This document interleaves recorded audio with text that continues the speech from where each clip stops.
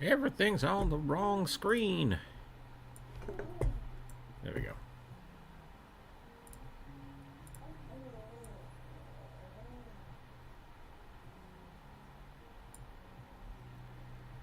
Ba boo ba boo ba boo.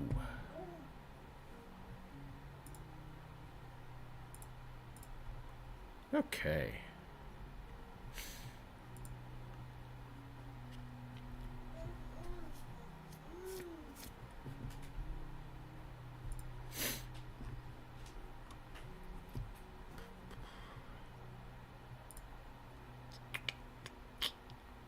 I think that's good. I think we're ready. I feel like I'm forgetting something. I always feel like I'm forgetting something, and I never know what it is.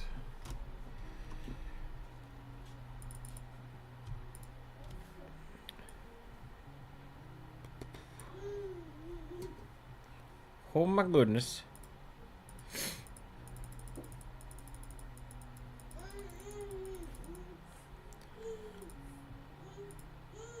Kiddo. Harbor Freight ad seems appropriate. You know, I've almost bought a lot of their stuff this week, so. Kid, how did you get all the way over there? What are you doing?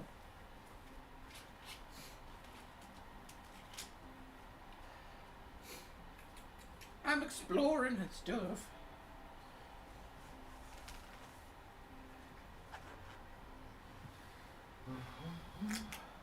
I almost bought a Harbor Freight jack this weekend. Instead I went to AutoZone. Bought an AutoZone jack. It was fine. I spent way too much money, but like less than I would have, which is great. So I feel good about that. But I'm tired. If you'd like to help pay for my new brakes, let me know. Get a commission. Here, kid. The tiny man has learned how to crawl, and he is very quick. So we're going to put him in a baby cage today, see how long that lasts. I've got the sniffles, which I thought was my allergies. Now I'm not so sure. It's going to be one of those things. It's going to be one of those things. Oh, we're here. How are you today? Good. Okay. I didn't sleep great last night, probably because I paid attention to debates and was super stressed. So I'm a little bit tired, but otherwise things are pretty good. You know, I watched the debate too, and I was kind of... today's going to be just like a mostly talking, I think, today. Yeah. I do need to work on a commission. I'm going to... I think the dealer goblin won. Hold on, let me check. I don't remember. And we do also have the viewer suggestions. So, Hash Brown, welcome in. But I'm so spent. So, we might just be... The Scrublin. Okay, never mind. So, it's... Skinny Heimdinger is what we're going to draw today. But I just want to do the sketches for that and think about it. Because the image I have is... The old image I have, it's okay. But it was one of those sketches that I kind of... I don't want to say half-assed, but I half-assed it. Like, I just did. Yep. So, it's going to get a nice little... Here we go. I'll put that in chat real quick here in the thing. Bloop. Gonna get a glow up? It's going to get a good glow up. Because, like, it's just a fuzzy goblin with a wrench. Like, there's so much you can do with that. So much you can do with that.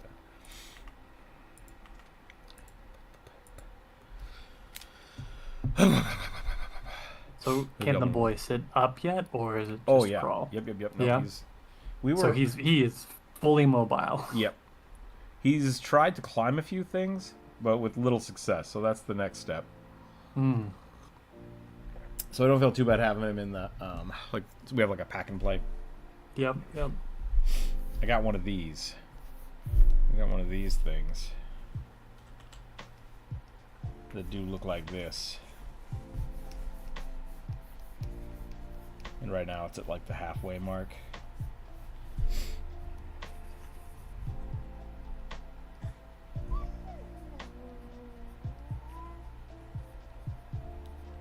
For that, I'm going to assume he's very much enjoying being able to actively explore his world. Yes. And he is trying to just put every single thing in his mouth that he can find. Whether it be cat food or popcorn or like pieces of wood on the floor. His favorite thing to like try to put in his mouth is cans, which I think is really funny. I think it's like the smooth coldness. He just really digs. Right. So he skipped a nap this morning, so we'll see how long that lasts. But I'm trying to let him dictate his own levels of tiredness, because sometimes he will just scream and fight and fight and fight and fight, trying to go to sleep, and he won't. And so I think that's because he's not really that tired. He's just kind of exhausted, and he needs a break. So, yeah. So we'll see how it goes. The lips hold all the knowledge. Yep. Yep. I need to taste that. Let's start with some rugby today. This is the same Aggie as last time, so if you want to jump in, you're welcome to. But also, you don't have to, because I'm just going to kind of be doodling today. I'm doing something else right now. I might join you later. I might also just decide to say screw it and get working on my Weartober Nice. drawing challenge.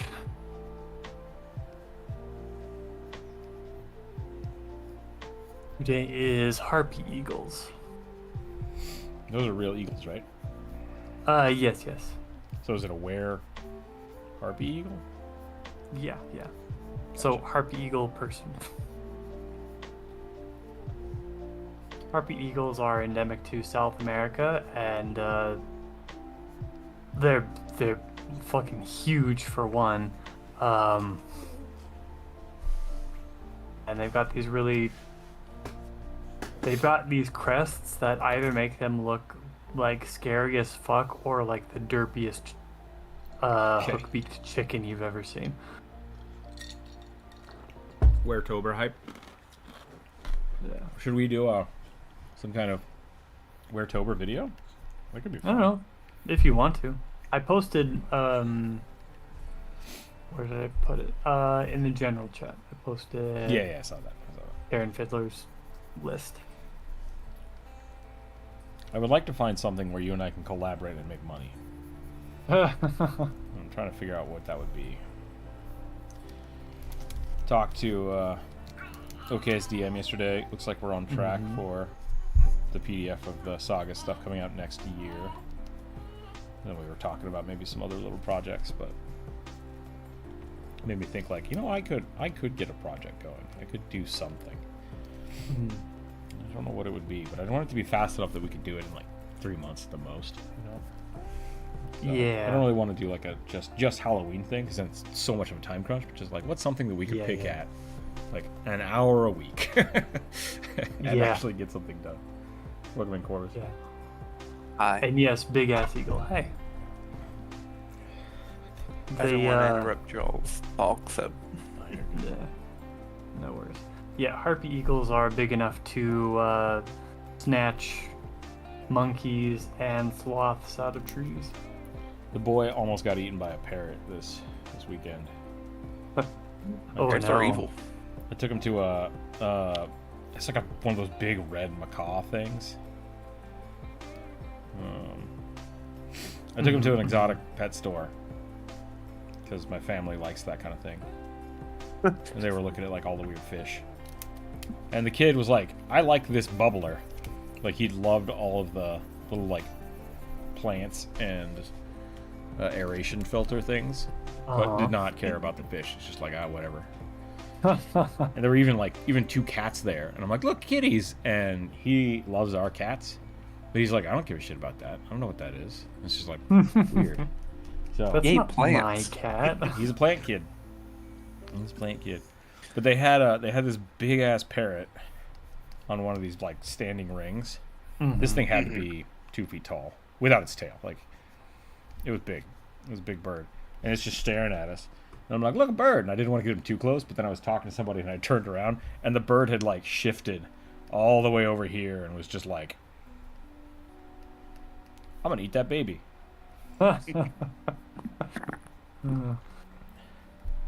So that was pretty funny. And I turned around, and the bird was like, "Oh, nothing," and it just went back to where it was sitting before. But so that was fun. And the whole time he was just like, "I don't care, whatever. This bird can eat me. I'm dinosaur food."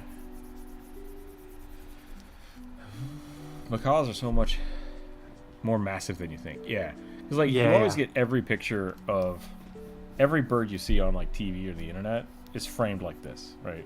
They're all this big, and like sometimes you can see that like, okay, that's got to be a tiny bird because it looks like it's so pudgy that like if it was that big, it would weigh like 40 pounds.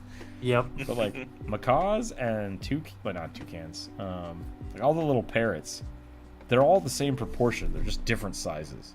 Yeah, which is weird. They're a lot like cats in that regard. Yeah. Like a big cat doesn't seem like a big cat until a tiny person picks it up. Yep. I love or those. Gets, I love those. Or memes. gets flattened by it. Yeah. Mm-hmm. Those memes of people that are like, "I'm 5'1", and they're holding a big Maine Coon, and it's just like, I hate it here. And you're like, dear God, that is a toddler. That is a whole ass toddler. That cat is as big as that person's entire torso. We've been measuring the boy based on the cats, and like he hit cat weight pretty soon after he came home. I haven't weighed him actually in like a month. I should probably weigh him again. He might be 2 cats now. I'm not sure. It's all relative. Yep. Today is probably just going to be a just dick around day. So I was going to say I watched the debates last night and I was pretty like about them, which puts me in a not a bad mood, but just like a, what do you want to call it? Malaise. Yeah. Of indifference towards the world. That is a good word for it. I have to ask, why in the world do we have vice president debates? Like, yes, I get technically the vice president's important as they're the next person if something happens to the president. Right. But it's like... I honestly don't get the vice president. I don't know why it should be a thing that we vote for. Like, it should just be a thing we vote for. Yeah, I don't understand why the two are tied together. Yeah. Yeah. But at the same time, like, I could see if it was just whoever doesn't win the election becomes the vice president, then somebody accidentally falls down the stairs and they get to be the president. So yeah, it should be maybe somebody to trust at least. Yeah, used to be. Oh, really? Where, whoever you were running against, if they lose, they would become the VP. Interesting. And then Jefferson changed it. Okay. In a two-party system, I don't like that. Yeah. I think there's definitely a lot of fun things we could do with voting to make it better. I say fun, but like... How about less bad? Yeah. Well, just like... Because I don't think there is a better system, right? I mean, the system we have right now is not terrible, but it could be better. And there's not like a one definitive, like, this is the best option, let's do that. But there are a lot of different things that we could try that I think would only improve it, right? Like, yeah. So I don't want to just say like our system is bad, because it's not terrible, but it definitely could be improved. Yeah, I had to get the name right. Because Jefferson's VP was the person he was running against, Alan Burr. Okay. Or not Alan Burr, but Aaron Burr. Didn't they shoot each other?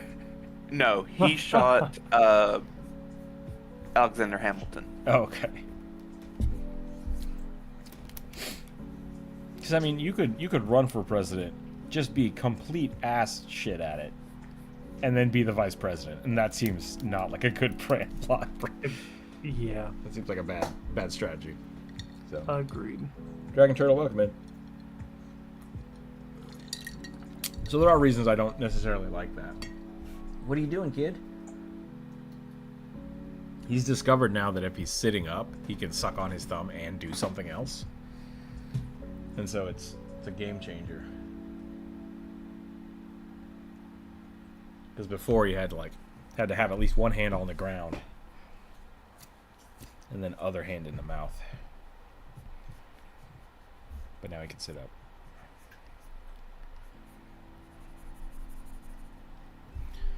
Pumpkin rugby.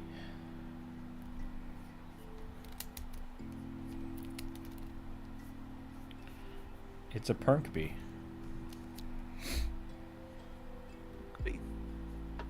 Should this be the Halloween sticker this year?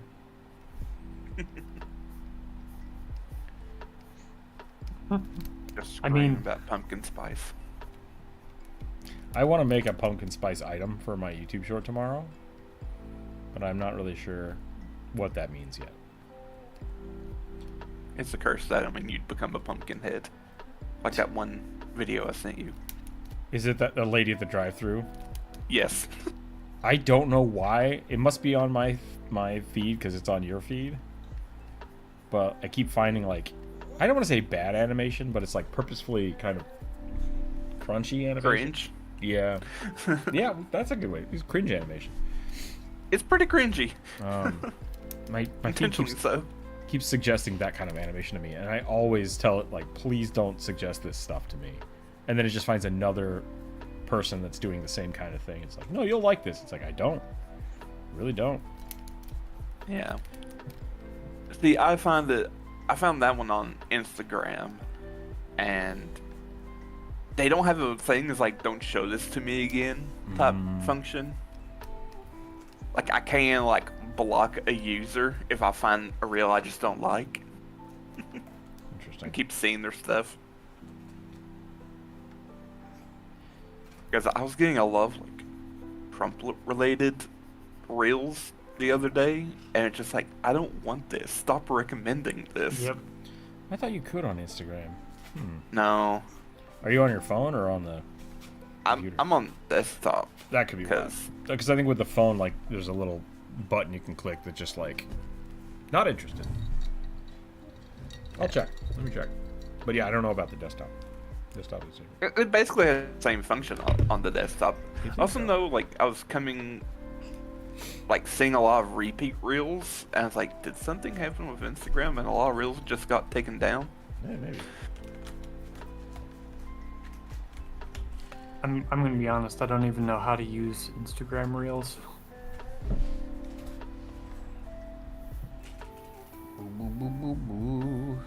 I mean, I don't know how to post them. I just know how to look at them. I just don't engage with social media as much as I should. I have not posted anything to Instagram in a long time. Yeah. Yeah. Yesterday was for Weartober Drawing Challenge was the first time in probably 4 or 5 months that I posted something. Yeah. Oh, you did? I did. I need to go like it.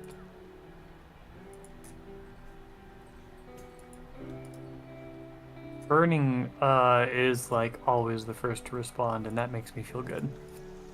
Somebody has Burning notifications Palace, turned on yeah. their phone. Yeah. Burning Palace, if you're there, thank you so much. I don't remember the robot skeleton dude. Say that again? Oh, There you did did. a robot Warforged that has kind of a skeleton vibe going on, and I don't think I've ever seen this one. Nice. Yeah, I did it. I did that in a viewer suggestion. I forget what the prompt was exactly, but it was supposed to be some sort of like steampunky Warforged. Yeah. Mm. I Yeah, think I've Dragon been here for that one. You're right. I think you're right, Dragon Turtle. Oh, hello. That's not good. That's really good, but also dangerous. I turn around, the kid's just standing up in a crib. You want to try again? You want to try again? Yeah. That means I have to take the floor out, so you can't do that. Because you'll just fall out. You'll fall out and die. That's not what we want.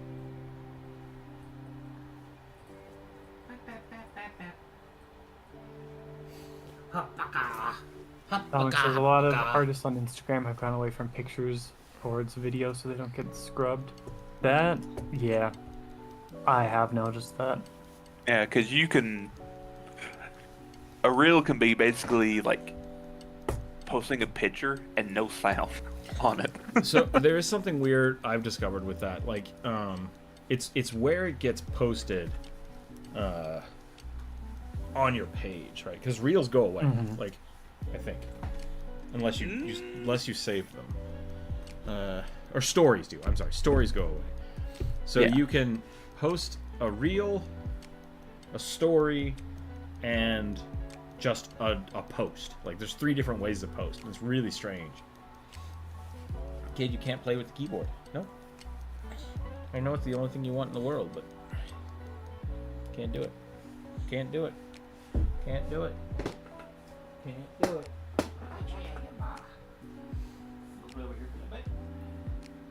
While I take down the floor.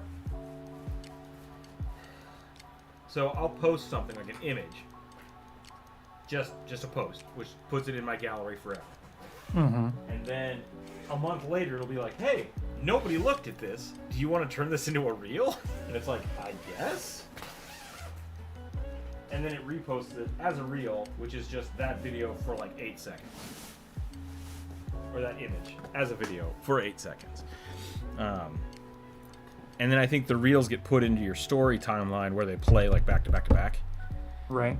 And it's very strange. It's just like, why is this all so separated? Maybe I just don't understand how Instagram works. Maybe. I'm a little bit confused about the security, about preventing AI from stealing it. Specifically because I thought Instagram didn't let anything copy images from. Well, Google. It doesn't. Google But Chrome. Meta Yeah. does. There's a thing in your settings that you can turn it off.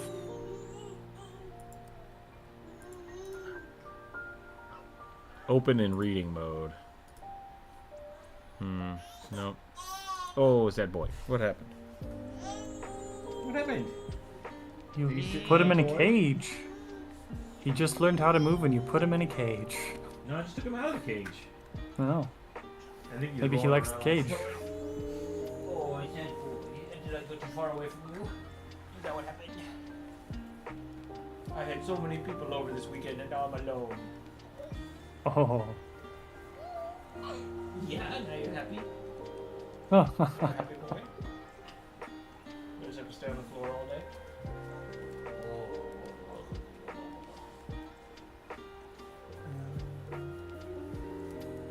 Getting past your nap.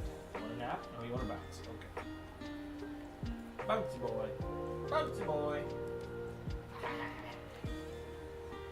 Blah, blah, blah, blah, blah, blah. Blah, blah, blah, blah, blah, blah. Blah, blah, blah, blah, blah, blah. Oh, wow, wow. Oh, good job.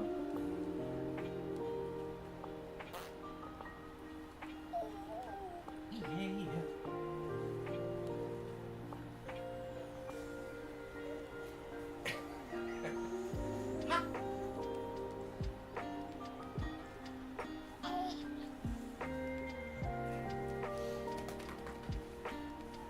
I will say this is probably the cutest ASMR I've ever heard.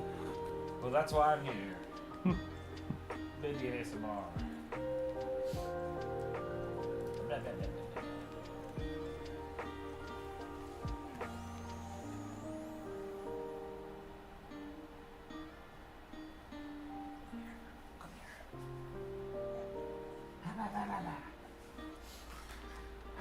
blah. There you go. Yeah, you like these. Distract you with this and the sloth. And that might buy me 5 minutes of time. Okay. We'll try that out. I'm drinking. I don't know what I'm doing in my life right now. I got like halfway through a V8 Energy and then started drinking coffee because it was left on the counter.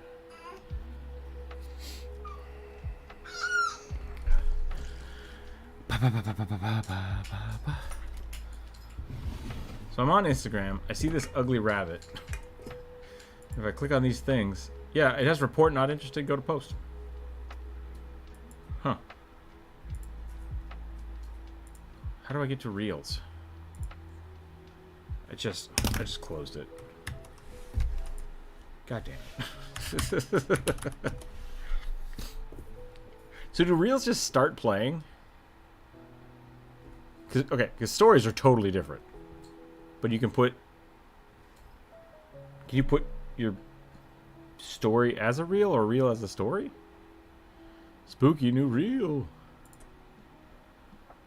You can report it. Interesting. So if it's in a story or a reel, you can only report it. You have to go to the original post? That's... I don't... Whatever. I tried. I have no idea. Too much work. I think my Discord crashed.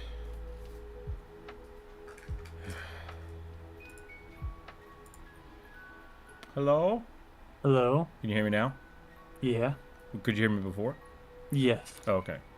Discord. Sorry. No, it's fine. My Discord is like locked green. I don't know what's going on. Whatever. All right. I have some viewer suggestions. I think I'm going to do one of those, and then we're going to try to draw the scrublin.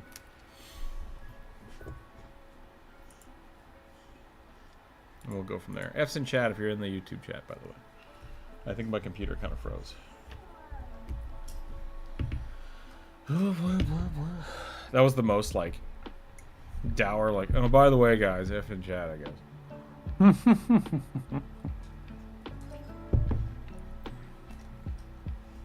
F's in chat if you're a real fan. Thank you, Elliot. Thank you, Ash Brown. F's in chat? We should put that on the shirt. Dragon Turf. Thank you for the F. 9. Galoma with a sniper rifle and modern body armor. Oh, that's terrifying.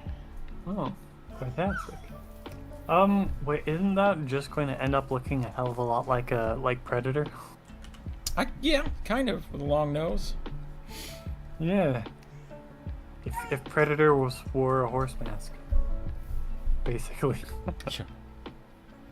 You should just draw a guy with one of those weird rubber horse masks. Yeah,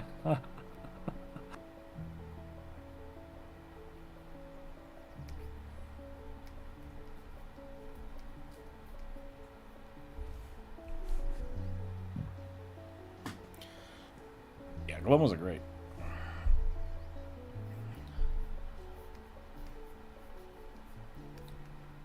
What if I just did an entire day where I only drew silly stuff? I mean... It's most days, but like, what if I did it on purpose? That could either be more stressful or more relaxing, depending.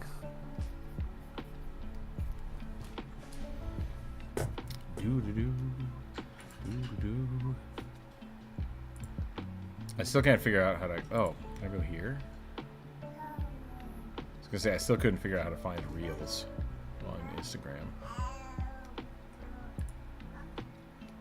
Because they just Found a autoplay button on my for phone. them. Oh, do they? Yeah. But on the desktop, it breaks, and I can't look at them. No idea.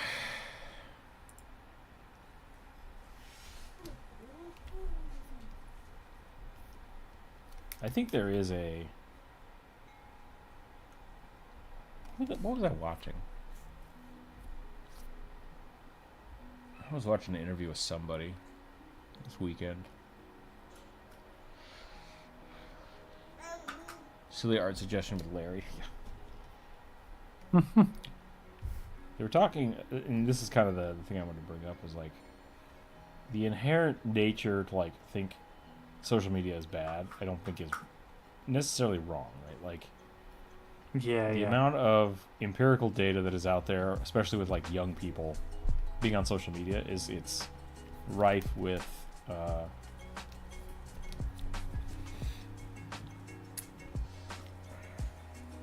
do I say it? The effect that social media fosters on young minds is empirically bad for them, because it's just a weird risk reward system on a huge scale. It's basically like, hey, free gambling. Oh my, Yeah. kiddo, what happened? What happened? One second. You got a little bit more than 5 minutes out of I this got a little sloth. bit more than 5 minutes. I did.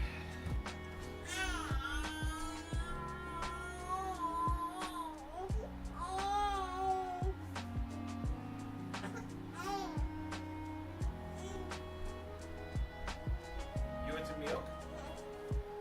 You want some milk or you want a nap? You can have either one. What do you think? Milk time.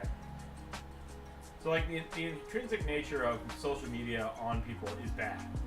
But in a world where most people interact with the internet through social media, it becomes like a requirement for the marketplace of attention. Yes.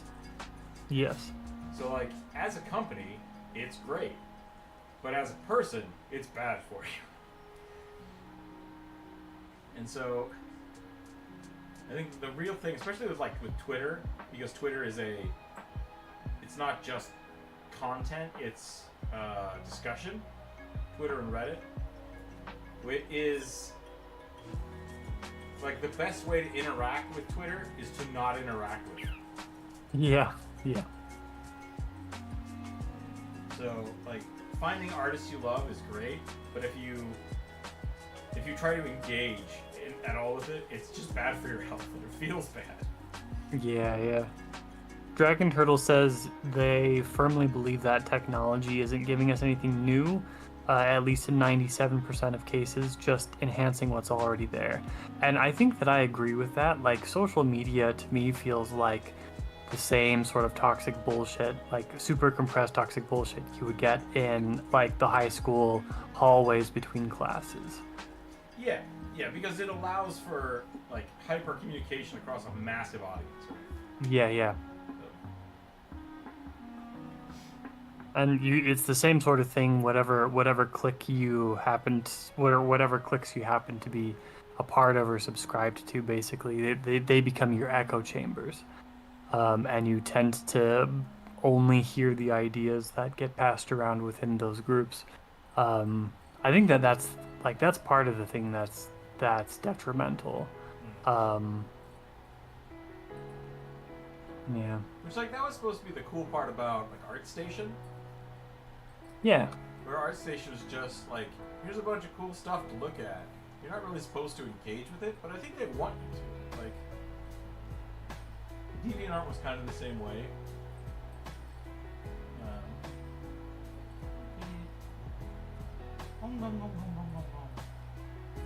I forgot to hit the back button. Sorry, everybody. You're good. I feel like ArtStation and DeviantArt were less about like hyperspeed communication and more about like ArtStation is for sure more about like having a portfolio in a super easily accessible place, right? I think that was the original intent, but like you could do that anywhere. So what made ArtStation so special, right? Right.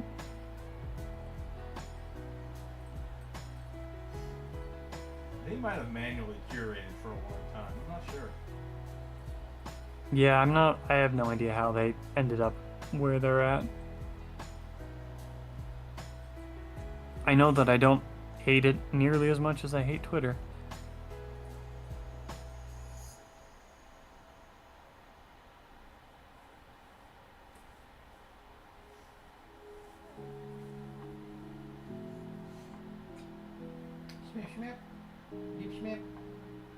The internet lacking nuance? First I'm hearing about it, says Elliot.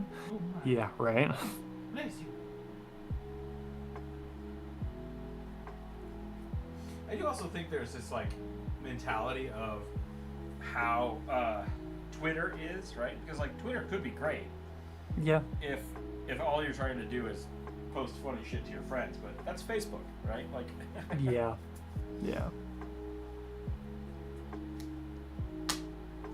And the echo chamber nature of that is also what made Facebook so toxic that everybody left it.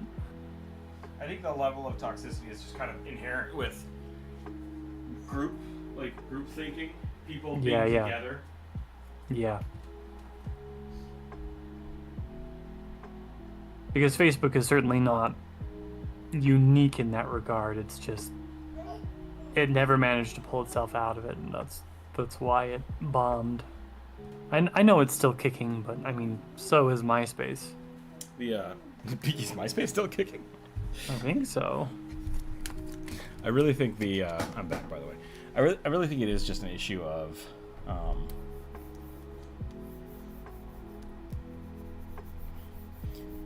I was gonna say it's an issue of the group you kind of connect with on those accounts. Mm-hmm. But the problem with Twitter, I do think, and maybe the reason it feels like there's less nuance, is because anyone can engage with any post. And that inherently brings in bad actors, which is kind of a bummer. Yeah. Whereas like on ArtStation, like you're not going to ArtStation unless you want to like look for specific art. Yeah. Kid, oh my goodness. Oh my goodness, 1 second.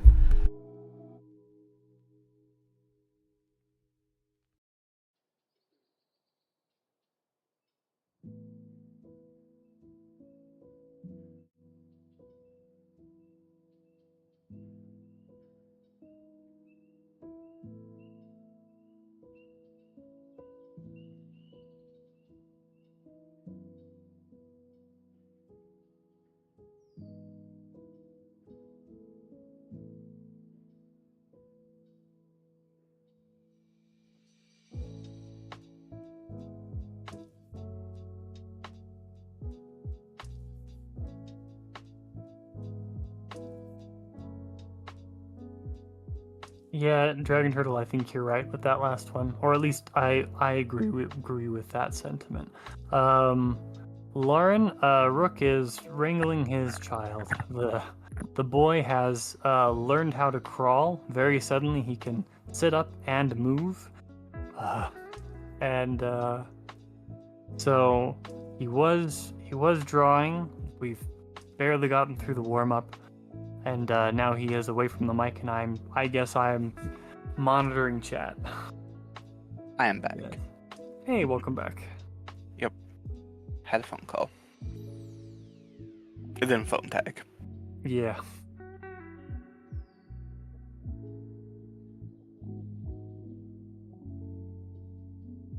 So let's see, what was...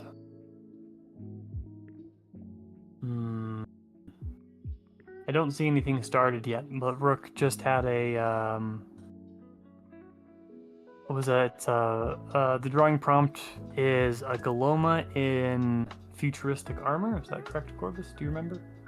I was not here for this because I've been away for about 10 minutes. Okay, gotcha. I was not sure when you left. Yep. Okay, I think the boy's asleep now. He skipped his last nap, and he was very, very tired. Mm-hmm. No, we were saying the only way to really like properly engage with social media is to just not interact with it. Like look at it and walk away. Yep. That's what we were saying. So it's the only way to preserve your sanity. Yeah. And so like I like seeing Twitter for like it shows you what people are talking about, and so it's like you can see that from a distance. But the minute you start like digging into the comments, you're just like, oh god. Yep. And it like makes you sad. And then you want to interact with it because you're like, no, this is wrong. And it's a cycle.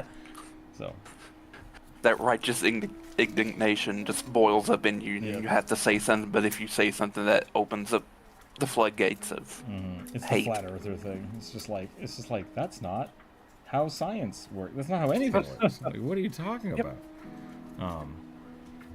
I looked around on Instagram, and I think you're right. If you're in a story or a reel, you can't do anything but report the person. Mm-hmm. And so the option is to go to their page, find the original post, and then you can say, don't show me this post anymore. But it's just like, that's really weird. It's a really weird way to do it. It's...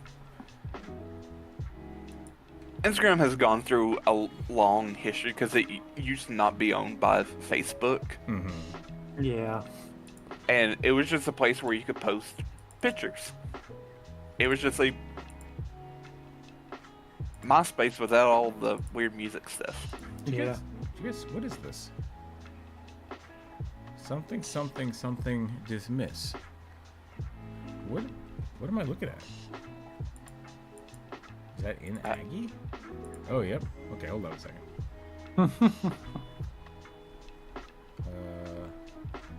How do I interact? Right click? Yeah, dismiss. Get out of here. Get out of here, we don't need that. Alright. If you're not engaged at all, there's a better than a rabbit hole, but I think you'd be able to self-moderate and engage some more ideas. Maybe. The thing I was trying to get at is, like, I think social media is good. Like, it's, at least for the original intended use, like ArtStation, DeviantArt, just like, there needs to be a platform for people to share things. That's great. It's the doom spiraling part of it that's bad. And part of that, I think, should be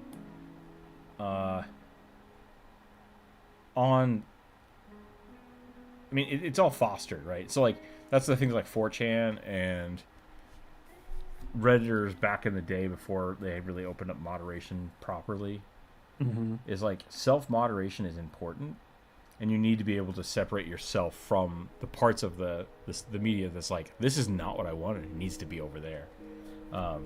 And Twitter's just not doing that at all now.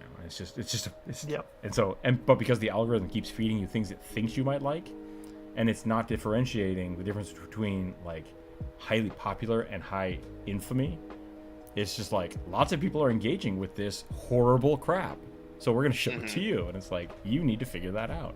Your moderation is bad now. So I think those are its main flaws, but it still should be, it's so important that we keep it and find a way to make it work. Moderation is censoring our First Amendment rights. Oh God, please no. I will happily have a conversation with anybody about that if they really believe that. Like, not a bad faith actor, but like, if you're like, if you truly believe that the government is trying to censor those things, let's have that conversation, because it's important. You might want to look into early automobiles. People were crashing and flipping cars all the time, drivers called, etc. Yeah, that's why the cars are. Why you have to take classes and register now. Like,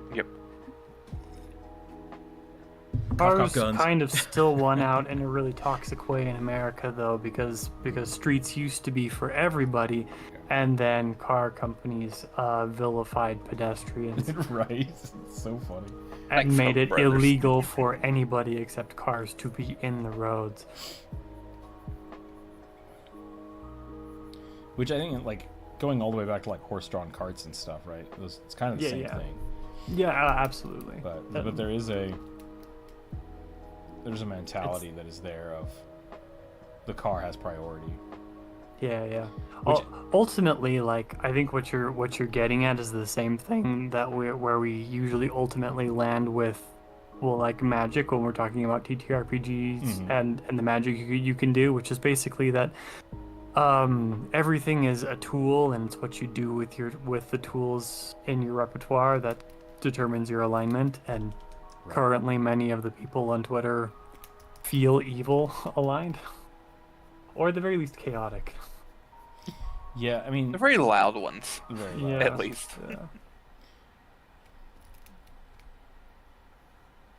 Anyway, maybe that's putting a little bit too much into it, but Twitter, or social media in general, is a tool, and we need to know how, like, we need to learn how to use the tool to its best efficiency without harming ourselves.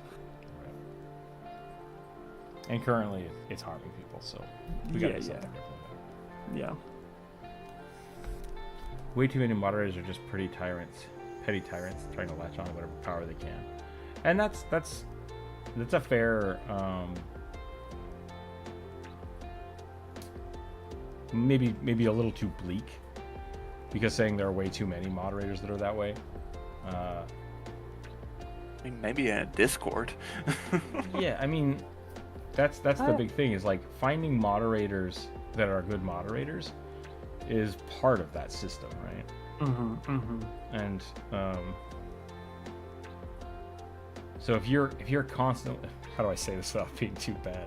if you find that there are lots of people moderating your content or your speech, it might be your content or speech. Like, or maybe you're not saying them in the right place, you know? Like, I've had some of my artwork removed from Reddit because the moderators are just like, hey, this isn't the right place for that, or you didn't follow the rules. And I could get upset and pissed off about it, or I could just be like, well, maybe that's just not the right place for my art, right? Like, that's fine. And that's really how less the censorship and more moderation works.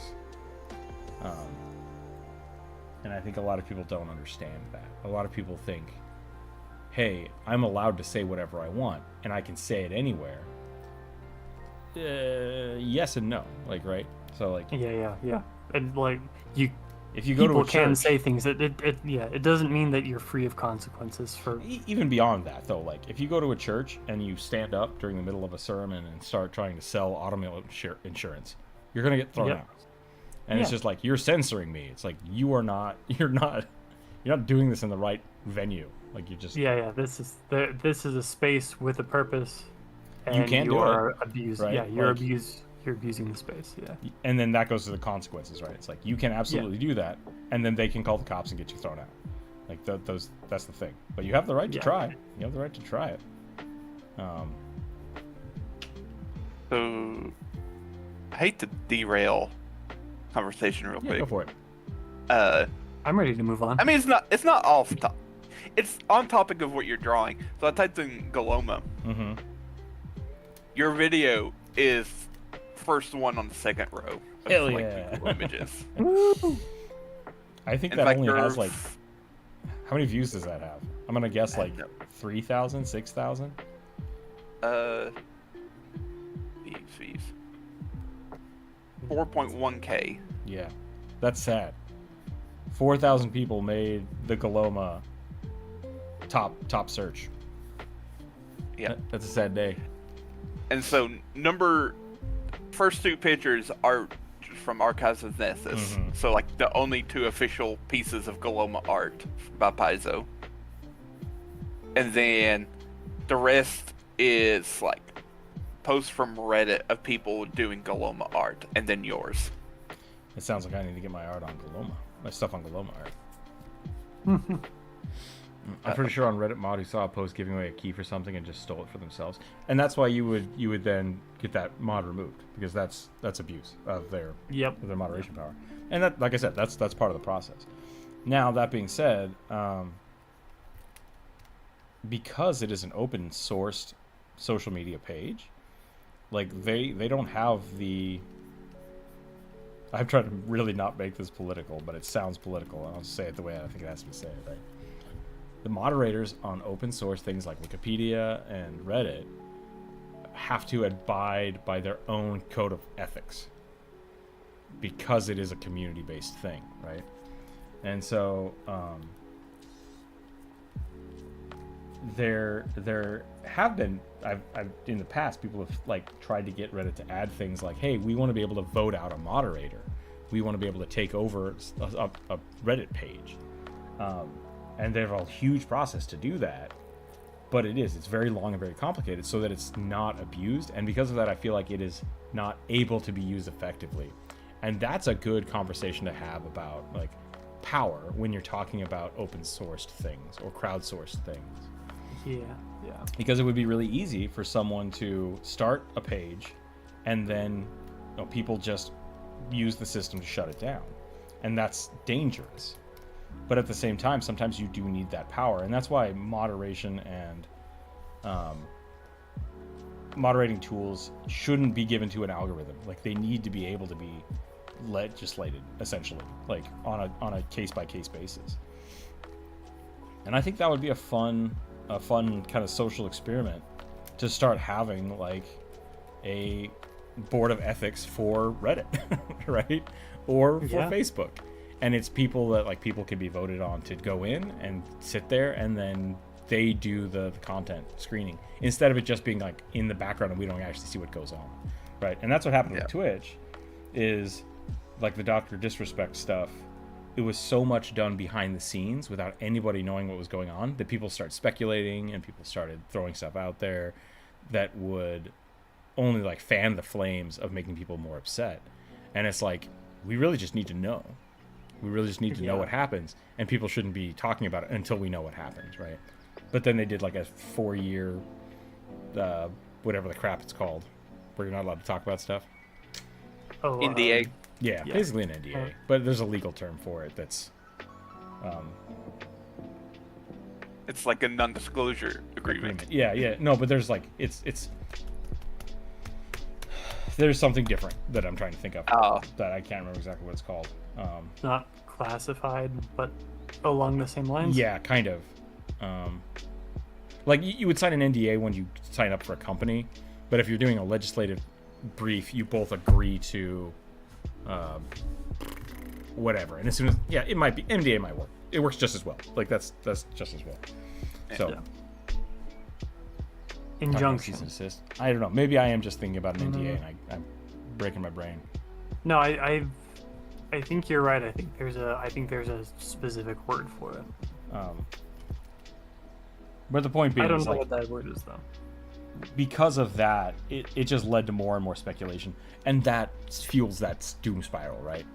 Because now people are, and this is my biggest problem with when people are like, oh, the social media or the media is all corrupt and blah blah blah. It's like, no, what they're doing is they're no longer reporting on the facts of things as they happen. They're reporting on threads of people talking about something. So it no longer matters that cat got stuck in tree. What matters is they will report on people are saying that this cat that got stuck in the tree was racist. And then that's what the news is. It's like, but what happened to the cat? Please tell us what happened to the cat. and no one cares about the cat. Yeah, they news more often than not will now report on the discourse of an event instead of the event itself, because they don't care whether or not the event happened. They only care that people are talking about it, and that's the weird part about it for me. And that's how Twitter works. Like, hey, did you see that this person tweeted a thing, and now people are talking about the fact that people are talking about something happening, not whether or not the actual tweet has any merit or value. I don't have the law books in front of me. Yeah.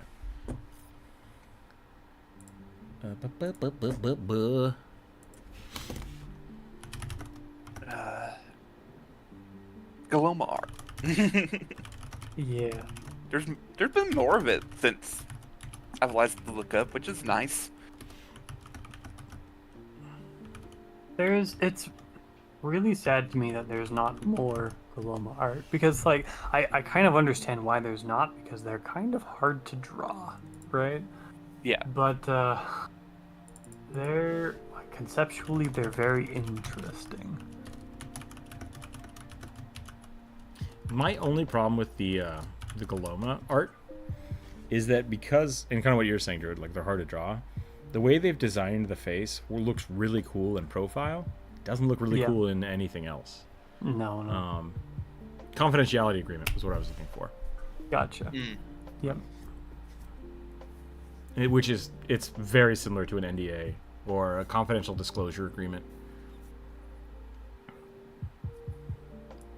But yeah, like that's cool, but not as cool as when done in profile.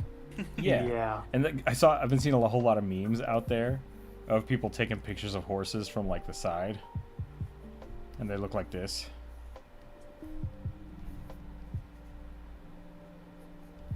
I don't know if anybody else has seen those. I haven't. Let me look it up. Hold on.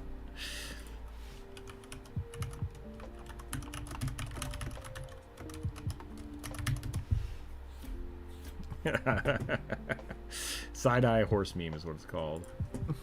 It looks like I'm gonna put it in the. I'll put it in Aggie. Yeah. It's so good. Horses are weird. Their faces are just too long. They only look good in profile.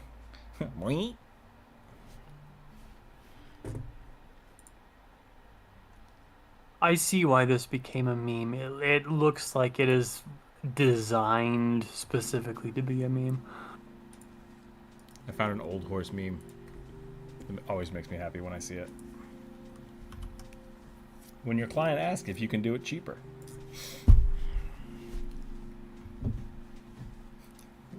It's a gradient of quality. Okay. Oh, Meme time is over. Let's get back to work. get back to this space Coloma. Yeah.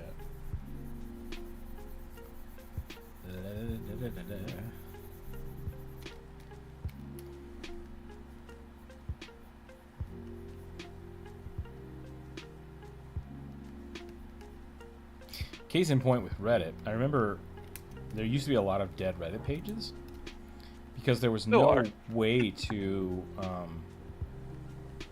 if someone started a Reddit page and then just kind of forgot about it, it was stuck, and like people couldn't moderate it, people couldn't change it, people couldn't update or change things within the posts because the only people that could authorize that stuff were just gone. And if maybe people forgot about it, maybe people died, like nobody knows what happens to a lot of these.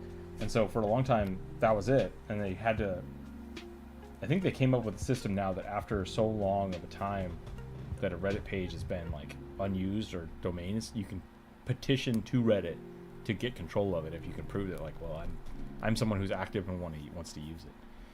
And I think that's good. I think that's kind of important. But it's always rife with dangers, so you just have to watch that kind of stuff. Yeah. Yeah, I don't like the Coloma from the front. I bet we're going to get some better Coloma art when Starfinder gets into the new edition of Starfinder gets into the swing of things and people start building more alien-esque sort of creature characters. Yeah, Dragon Turtle, I don't want to get too deep into the Dr. Disrespect stuff because it is a lot of hearsay. But I watched the thing he posted on it, and then I watched a few things about people discussing the legality of it. And he keeps, using a lot of weird legal jargon. And then in his thing, he's like, I did that on purpose just to fuck with people. And it's like, so you're either a big troll, which could be the case because he's an asshole, or he is trying to hide something and then he's being an asshole about it. So either way, fuck Dr. Disrespect. I don't like what he's doing, period. Regardless of whether or not he actually did anything. But there's a lot of weird shenanigans going on with it, and it shouldn't be something the public opinion has any say over. Is my point with it. So yeah. I wish it was less of a cultural phenomenon because I shouldn't have to learn legalese to deal with that. And I've actually, which Philip DeFranco, I've been a fan for a long time. I've had to stop watching Philip DeFranco because it's so much drama for people that I don't really even know or care about. It's just like, I don't need this anymore. I don't need to be this depressed every day. So I've had to stop watching. Like, I used to watch it somewhat frequently, and I just had to stop because it's like, I don't care about all these Twitter users. Mm-hmm. I'm sorry. They're nobodies. He's one of the biggest people on TikTok right now. It's like, well, I've never heard of him, so I'm good. Goodbye. Yeah. Also, it was barely ever TikTok. It was almost always Twitch. And I was like, maybe they should just get off Twitch. Yeah. Let Twitch die. It's kind of very interesting because it very much is clear to me that Hollywood, I mean, I kind of count Philip DeFranco as kind of within that umbrella. Hollywood doesn't seem to know what to do with influencers, I guess. Twitch streamers and stuff. Yeah. There is a... The times are changing, right? Like that's the biggest part of it, because not only is the way that people consume media different, but the amount of people that consume media is different now. So it's weird to me because you can have like a 1 million subscriber YouTube channel. That's not going to pay your bills. Like you have to keep doing it. You have to promote other things. So becoming an influencer is really only attainable for people who are already rich. Like, that's the biggest thing. Is it's like, if you have money to where you don't have to worry about your bills, you can start building a brand from nothing because you have enough capital to support that lifestyle for long enough, Right. until it starts generating enough revenue to do that. And so really what we're seeing is, but that's not new. Sorry, that's the point I'm trying to get to. That's where we used to things like Paris Hilton, right? What did Paris Hilton ever do that actually made her famous? Nothing. She was rich and she got a TV show for it because of it, right? Yeah. That's very common.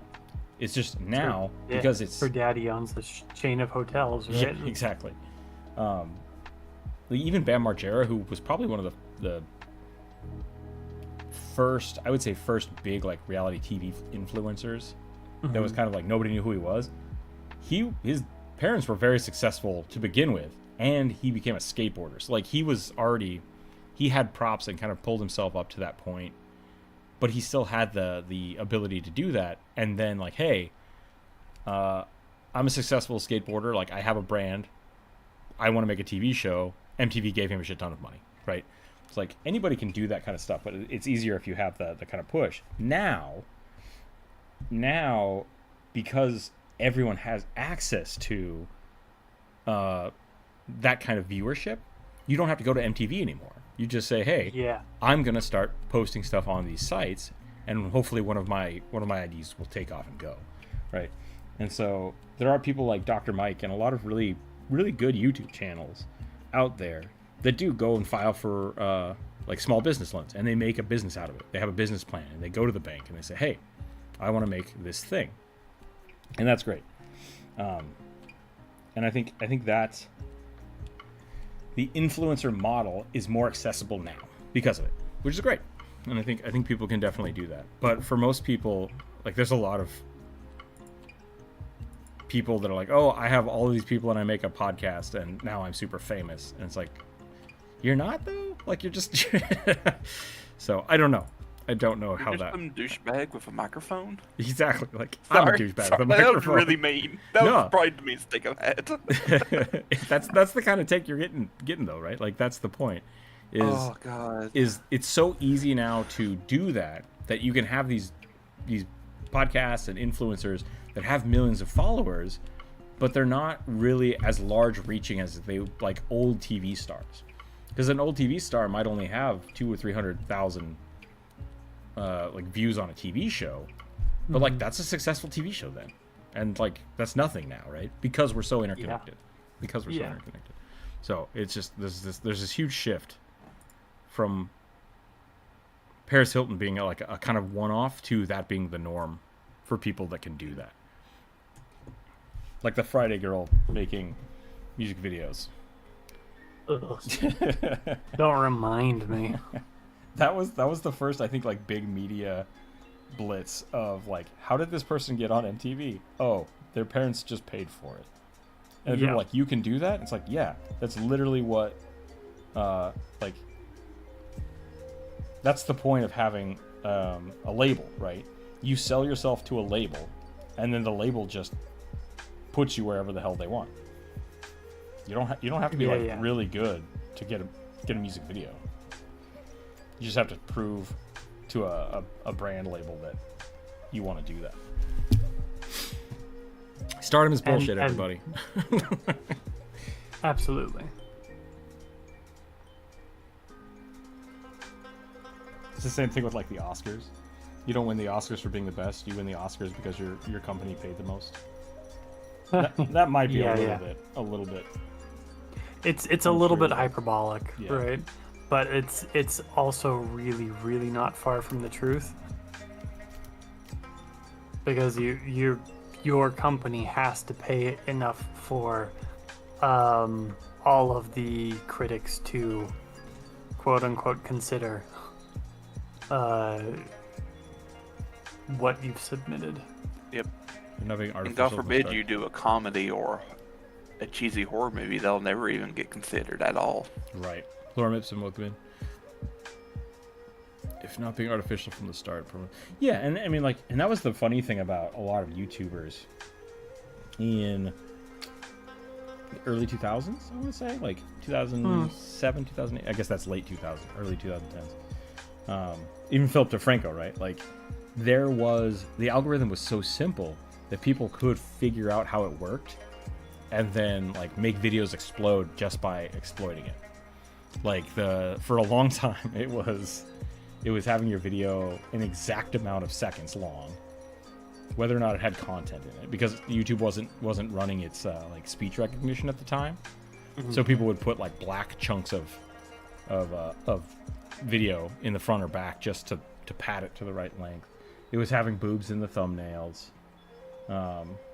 Like, it was funny. It was really funny watching people just like, you would see the exact same type of video post up over and over and over again because people were just trying to get the clicks, because that's all that mattered at the time. I think he was supposed to have a sniper rifle, wasn't he? I got kind of distracted. I would not know. I was not here for the reading of the description. The algorithm is an interesting thing. I think that's really the kind of trick to this now world, is understanding, one, finding a good audience. Yep. Like, fads are one thing, but like finding an audience that wants to hang out with you is really important. And then two, it's using the algorithm to find that audience. So, sniper rifle. The algorithm has just become. I love how people refer to the algorithm as just some sort of like all-powerful deity anymore. Yeah, It's like magic. it's like Yeah, it's basically the Wizard of Oz. We're a hop, skip, and a jump away from AI. Like, if the algorithm, quote unquote, becomes the AI sentience that takes over the world, like, we're all fucked. There's no hope. But what if? So I do my daily sketches, right? Uh-huh. And I totally forgot to order a sketchbook, and I have like 4 days left, so I'm like, and then I went on Amazon, and the very thing at the top of the page is like, hey, it's almost time for you to reorder the sketchbook. And I was like, thanks, Amazon. You remember better than I did. Like, that's great. Yep. Hopefully, when the AI overlords pop up, they're gonna do that kind of stuff. Just be like, Yeah, hello, yeah. citizen, please buy your daily Mountain Dew. It's like, oh, yeah, thank you. Well, it honestly depends on how much we abuse it, probably. Yeah, I do kind of want to find.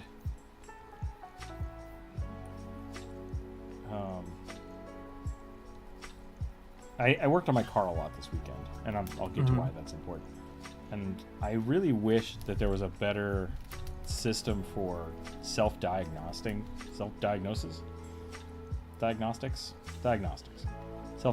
for vehicles and like computers, because Windows has like I can run a check, but if Windows is broken, it can't check itself, right? Like, that's the problem. Yep. Brain rot, welcome in. And I remember the guy when he tested the Cybertruck, they plugged in the scanner, and it's like, oh yeah, there's 14,000 error codes right now, but like, most people don't have access to those error codes. And so I wish there was a much better way for a car to be like, hey, this cylinder isn't running optimally.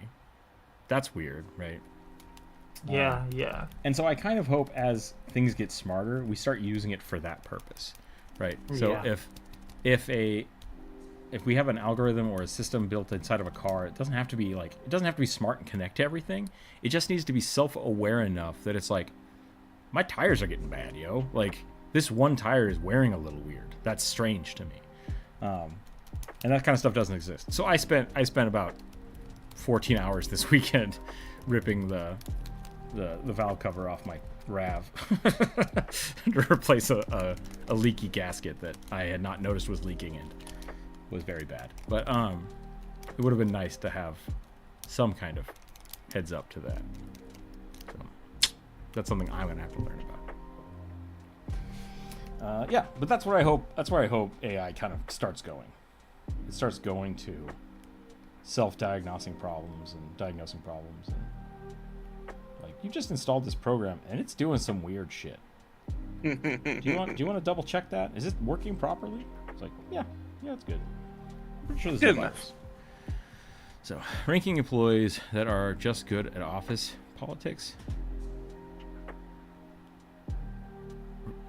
Wait, what? I missed something.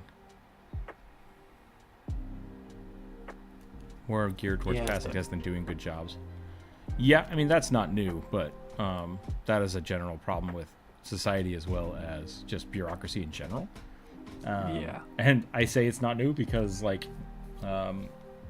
that's essentially what the third and fourth Hitchhiker's Guidebooks are about. And those were written in, like, 80-something? Is that right? When were those written? Yeah, you don't have to be a student of history to recognize that, like, you know, it does not take very much looking to realize that humans are great at manufacturing work for ourselves, right? 1978. Yeah.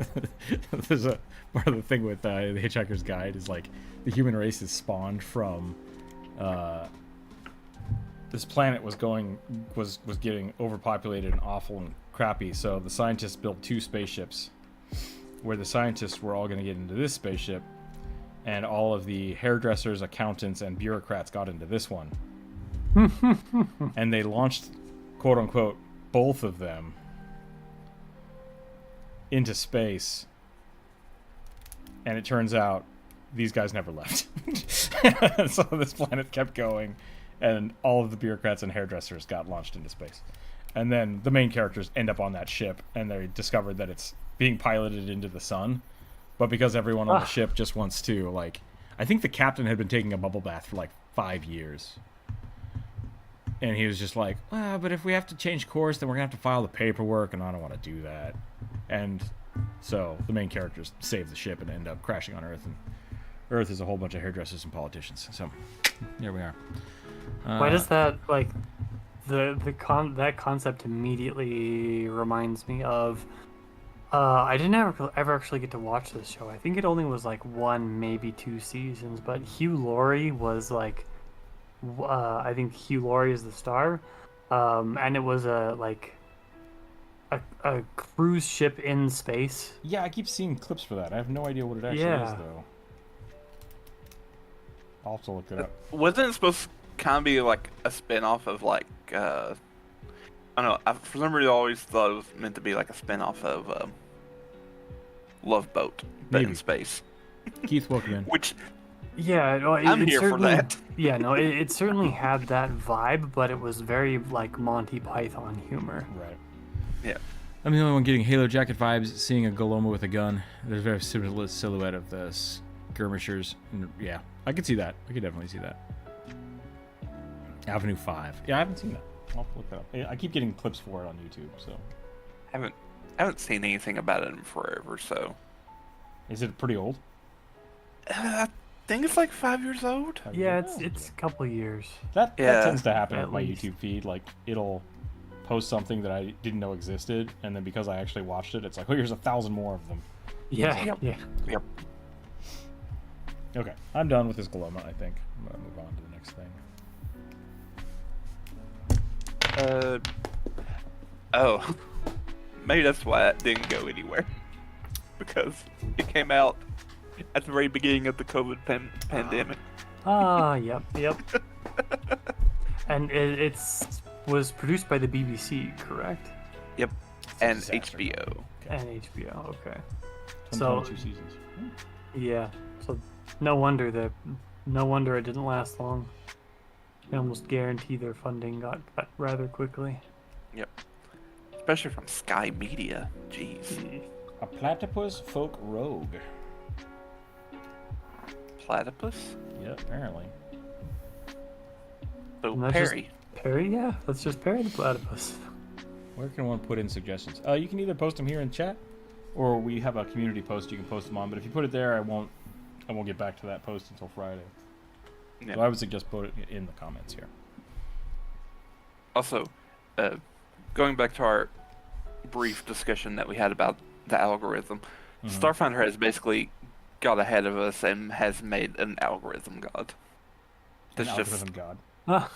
social media algorithm made into a deity. That's I really mean, yeah. funny. I know, like, It's right there. That's pretty low-hanging fruit, but it's still funny. American Gods is a pretty good book. And it's basically like belief creates the deities. And so the problem is that all the old gods are kind of being forgotten, but like new gods are being created. And so for a long time, TV was the most powerful god in America, and now like they changed the name of it for the TV show, but I don't remember what it was in the book. It might have been technology or the internet. I don't remember. But yeah, it's kind of it's an interesting book. I would definitely check it out if you want. The show is good. They like all-star cast from what I'm seeing. Because I think a big part of that was because the gods were supposed to be these like very influential things that we give power to. They tried to find like very kind of classical star power to fill those roles. Yeah. Which I really like. It was really, really good. And then the lesser characters were kind of newer people that I don't think had as much influence. They were very specific about that stuff. It's good. Which is, so cool. I love it. I super love it when writers and directors put that much thought into things. Yeah.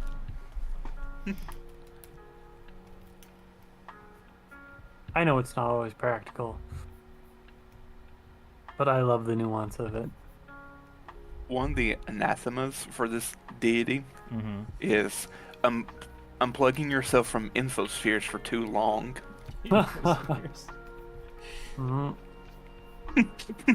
Follow stagnant routes, isolate yourself socially. They would not like me. Edicts, share your opinions. Oh, dear. Twitter made into a deity. Pretty much. And of course, it's very chaotic.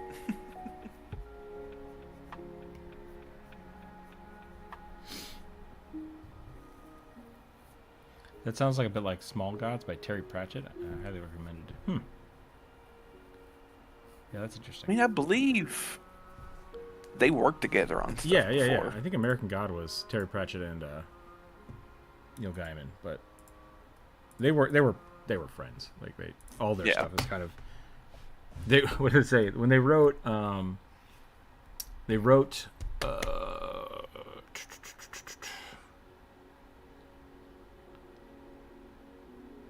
Good Omens together, and Neil Gaiman has said that like there are 2 chapters that they wrote, but say the other person wrote, and they purposefully did that just to see if people would notice. And like so, there's like people will constantly talk about like no, this one was definitely written by Terry Pratchett, and Neil Gaiman just thought it was the funniest thing. So.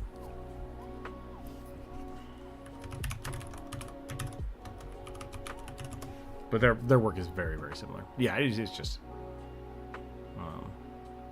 Neil wrote that one. Yeah, they wrote Good Omens together, which definitely feels like the vibe of, from my understanding of Terry Pratchett, it feels like it has his hands all over it. Yeah. Yeah, it's very, very chaotic and very funny. I don't think of Neil Gaiman as funny. No, he definitely brings the like kind of dark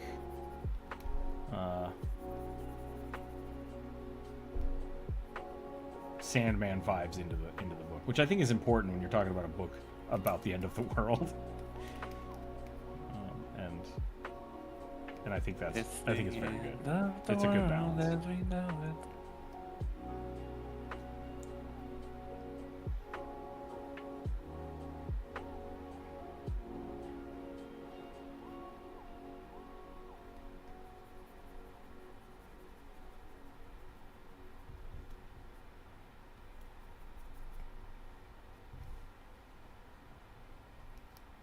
Douglas Adams wrote Hitchhiker's Guide. I was trying to think of his name earlier and I couldn't do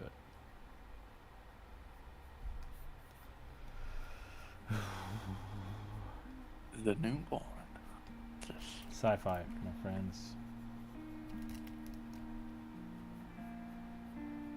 I think the extent of my sci-fi will probably only ever extend to Starfinder. Well, I mean, like you like Jurassic Park, right? I guess I only ever liked the first movies. Sure, but like so Jurassic Park is a really good example of guessing futuristic.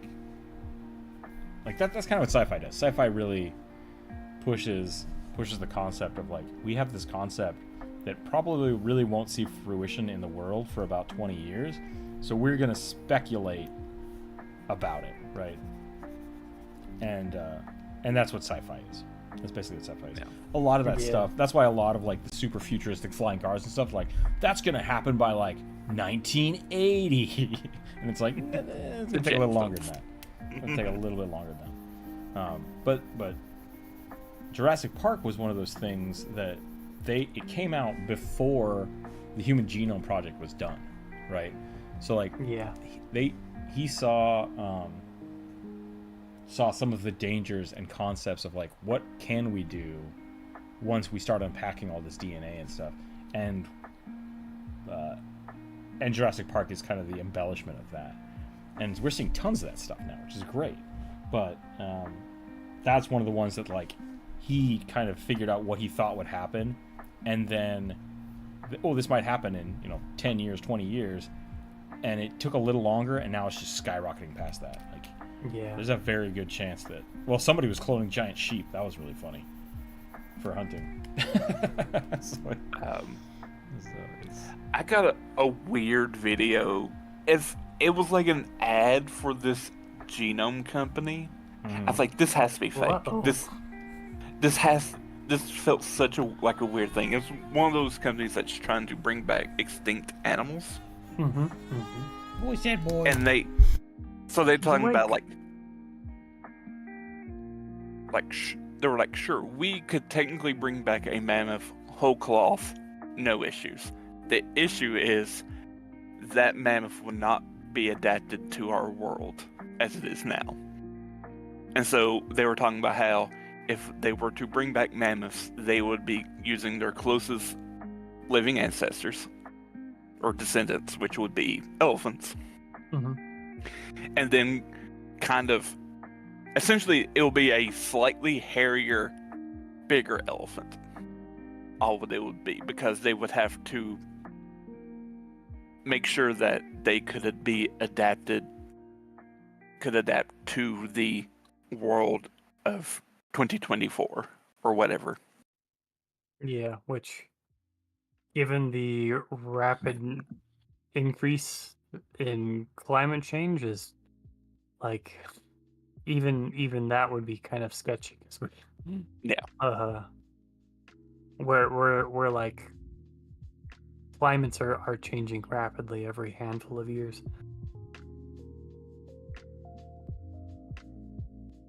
I'm of the opinion, let them stay extinct. We don't need mammoths. We don't need saber-tooths. We don't need to resurrect aurochs either. I'd be okay with that. Mammoths are an interesting one because like there's nope, don't get the keyboard. There is proof that humans had a very big part to play in the extinction of mammoths. Yeah, and I have seen a synopsis of one paper that was looking at evidence of mammoths actually contributing to the lowering of temperatures potentially by the influence they would have on a Arctic Circle level ecosystem.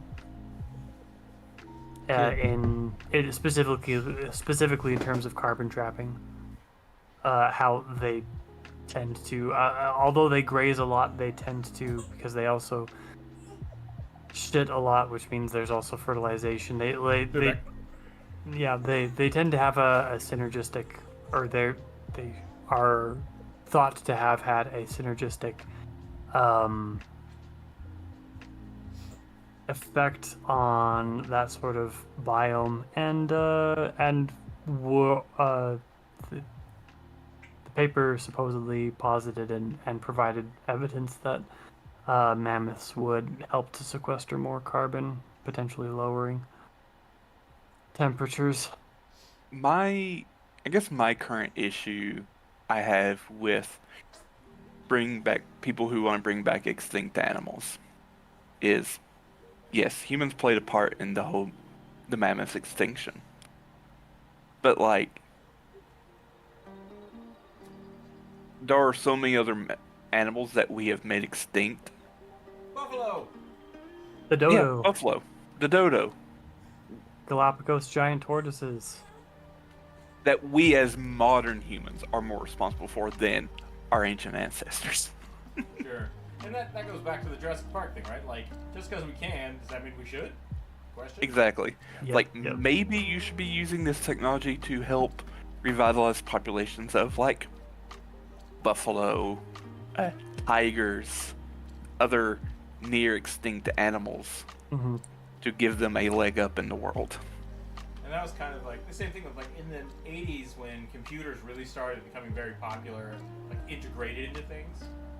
A lot of science fiction writers were writing about like rogue AI in buildings, and like Knight Rider was a big influence, I think, on a lot of people.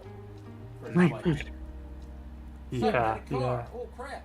Like, so it's fun to see what people actually extrapolate. I don't think they ever thought that it wouldn't be a car that killed us, but it would just be like Twitter, you know? Yep.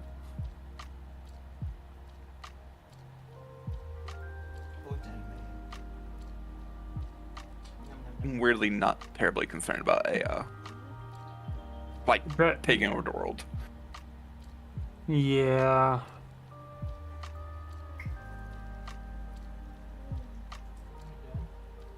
Just upload a virus, take it all out.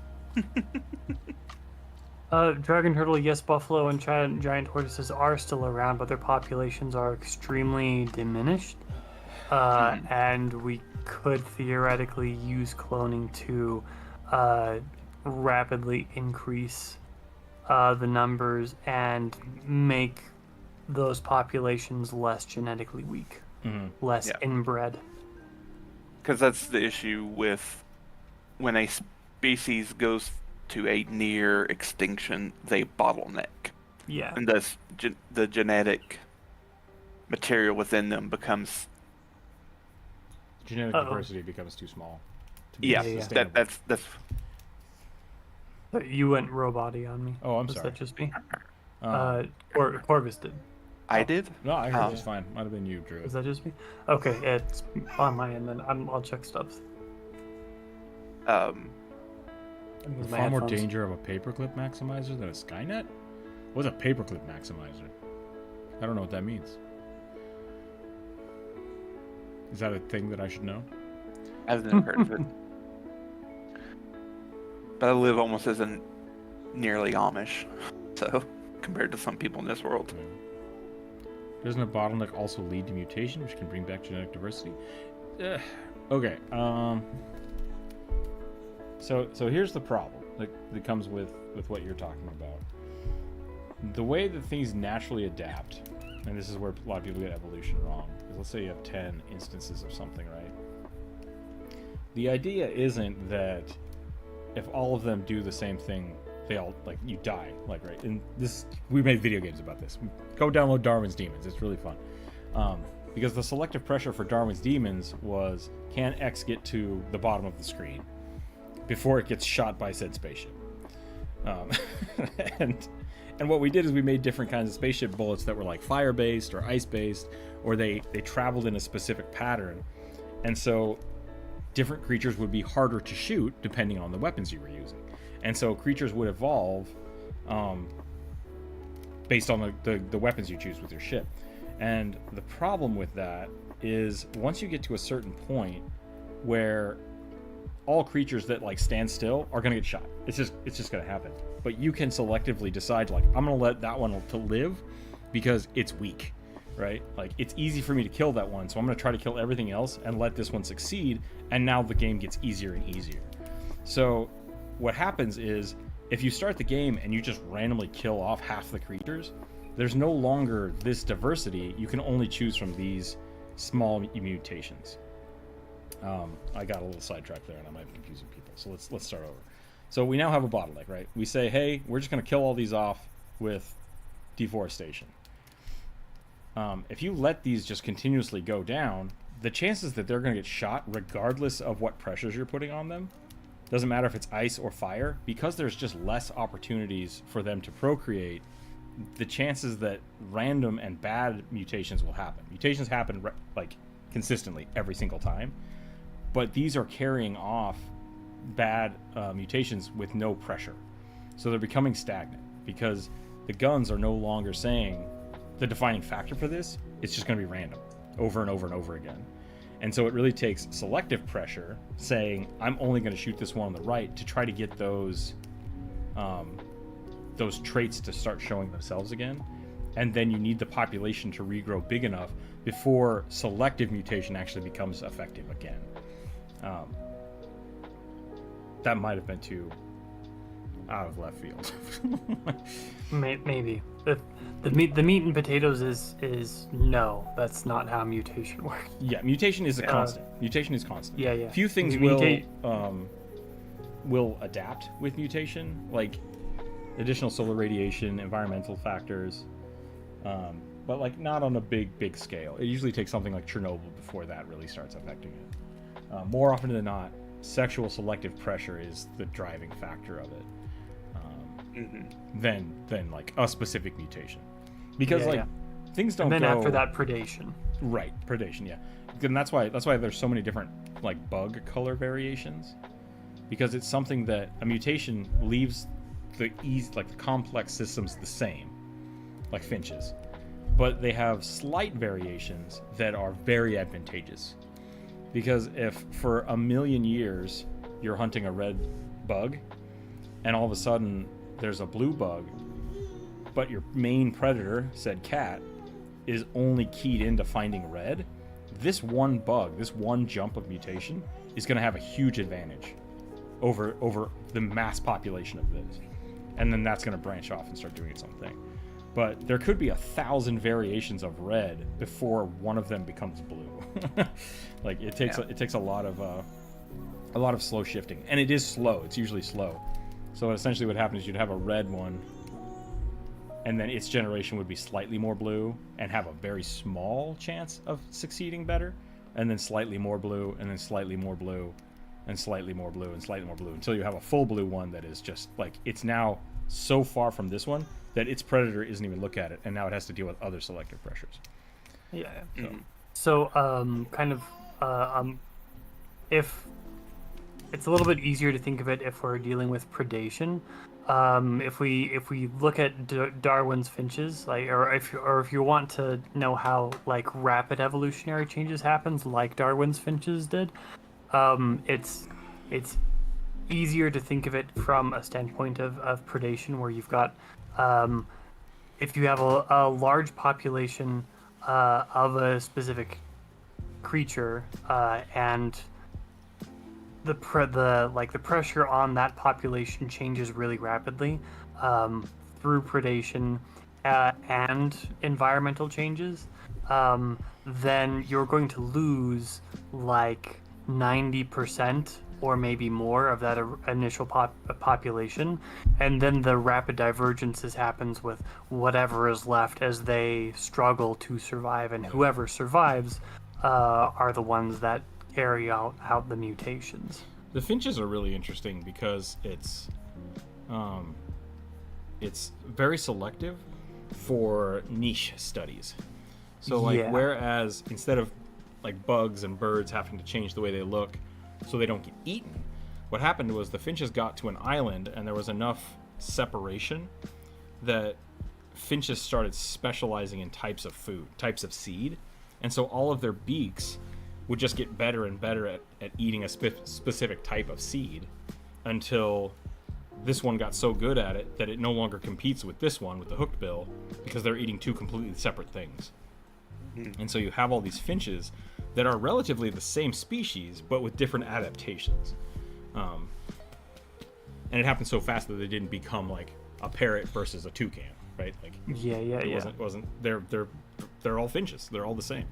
which is really cool. They still look mostly the same. They like if you look at them, they're really just differences in beak morphology. It's easier for a mutation to take root in a smaller gene pool.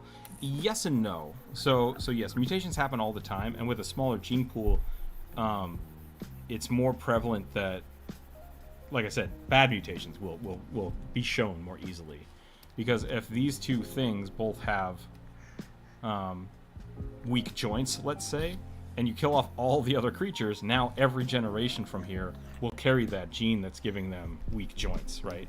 And so the next generation all of a sudden all carries that gene, and it may express more rapidly. That's the problem with recessive genes. So what you could do is you could find a way to correct that gene, or through selective breeding, which is what a lot of people do with dogs, is you basically keep breeding these two until you find, hey, this puppy doesn't have that gene. Like, these three siblings did, but this one didn't. This now becomes the primary breeder of the other ones, and now their children have a lower chance of having the recessive gene. And you just keep watching for it, right? That's how Labradors are kept. Like, if you have a good breeder, they will track genetics so that they make sure that the dogs don't get some of the really bad genetic traits that but weaker breeders won't do. And that's the same thing with pugs. Like, there's a lot of pugs that are out there that basically their eyeballs will pop out of their heads because the breeders don't care that they have those genetic like ligament problems. And so I thought you said bugs for a moment. It's like, no, he definitely said pugs. Yeah, pugs. Not just bad It's like mutations. bugs. Yeah.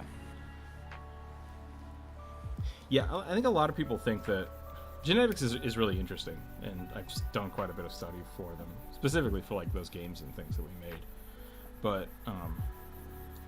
people kind of take them a weird way because they think it's so rapid. But it's a generational thing. It takes a long time. And the biggest problem with it is that it's all based around sexual fitness. That's what it's called, sexual fitness. And so things that happen like later in life, if they don't affect the creature's ability to mate,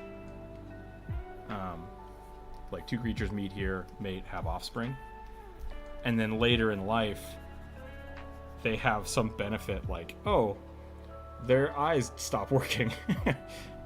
Bad glaucoma has no prevalence on sexual fitness. It just doesn't. And that's why a lot of like people's bodies start shutting down. It just doesn't matter. Versus things that you catch when you're younger are a lot more determinate of being passed on or not. So. Dogs are an exception because a quirk of their genetics makes them genetically malleable.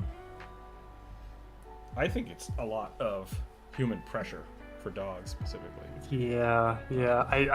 I don't think that genetic malleability is a thing that specifically uniquely exists in wolves. I think that's a thing that that humans pushed on them. But it could also be chicken or egg, right? Yeah. Like, if dogs do have that, I would look it up to check, but like it would make sense that humans would exploit that as much as they could. Yeah, I think like the important thing to realize here though is that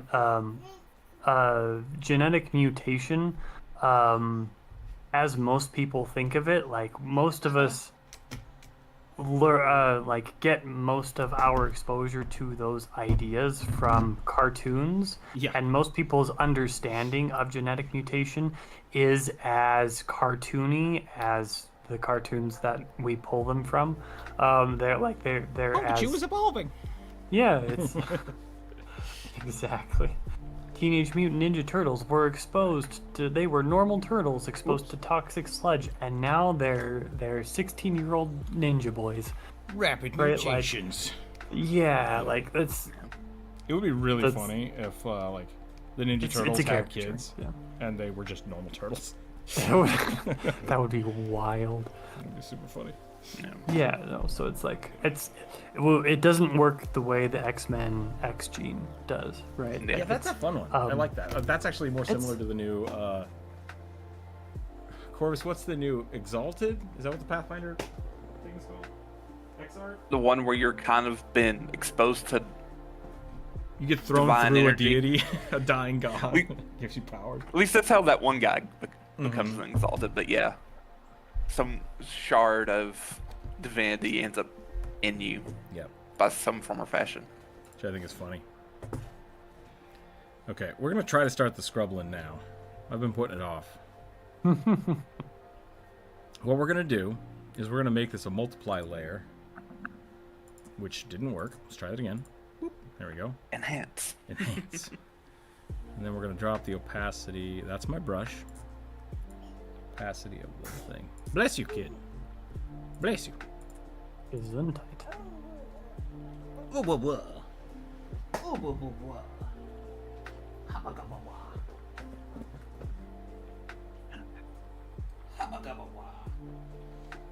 Though going back briefly to mutations, I think the one that always kind of annoys me when I hear people talk about it is like radiation mutation. I'm like, that's not going to be something you're going to be seeing.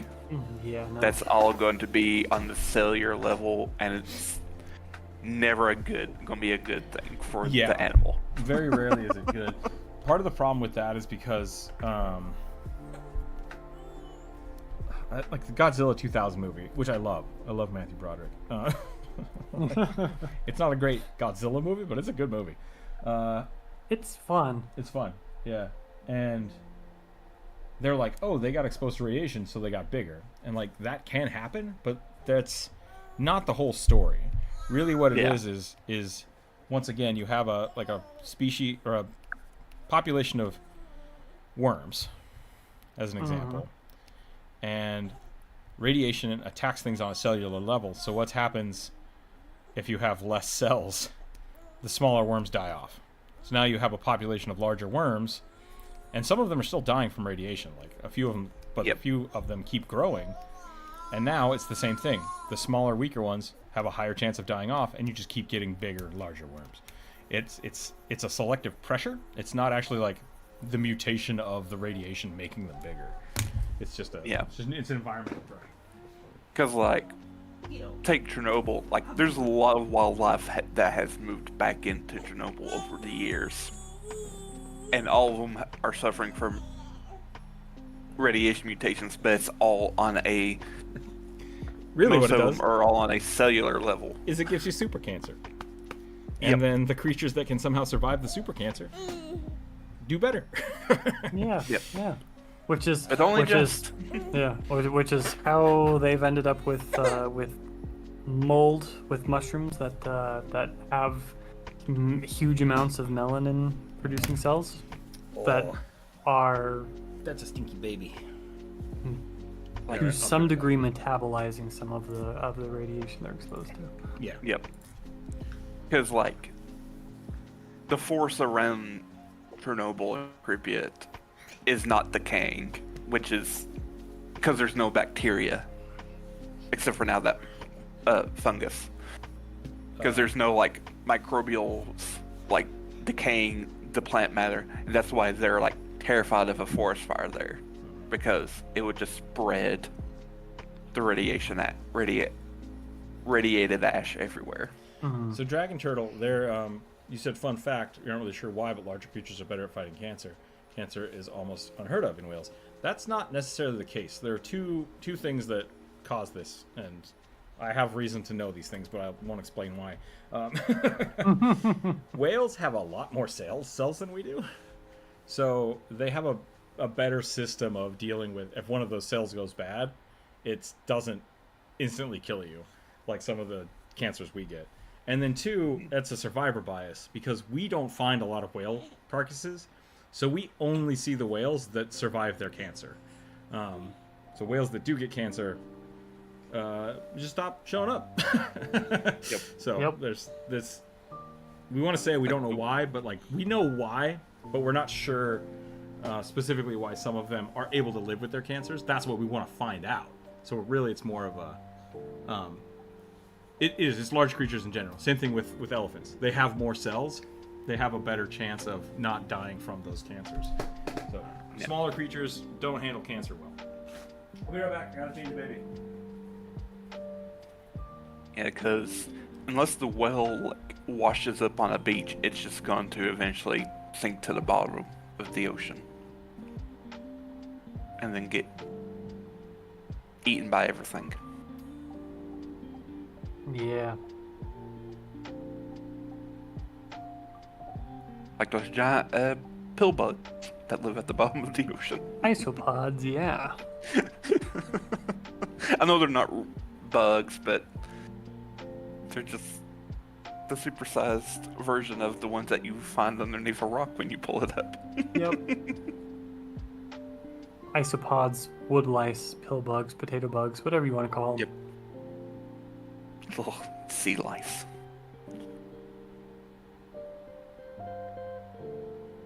I mean, I do not like that term for them because in my mind, sea lice are whale lice, which are actual lice that live on whales, and they suck. They're the size of house spiders, and they're gross.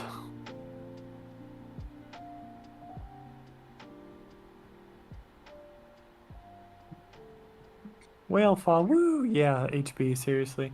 Like, I love whales, and my heart goes out to them when they die because they are such social creatures. But like, that is an ecological event like almost nothing else. I like that whales will sometimes protect other smaller animals, like especially marine mammals, from orcas and just asshole dolphins. Yeah. Because, like, oh, sure, the orca could, like, bite or bump into a whale. The whale ain't gonna care. It'll care, but it's gonna make it more pissed. Yep. And it would take an entire pod to take down a big whale, and big whales also move in pods, so. Yep. Someone can explode your heart by just letting out a sound. Yeah, yeah. Eat a sperm whale.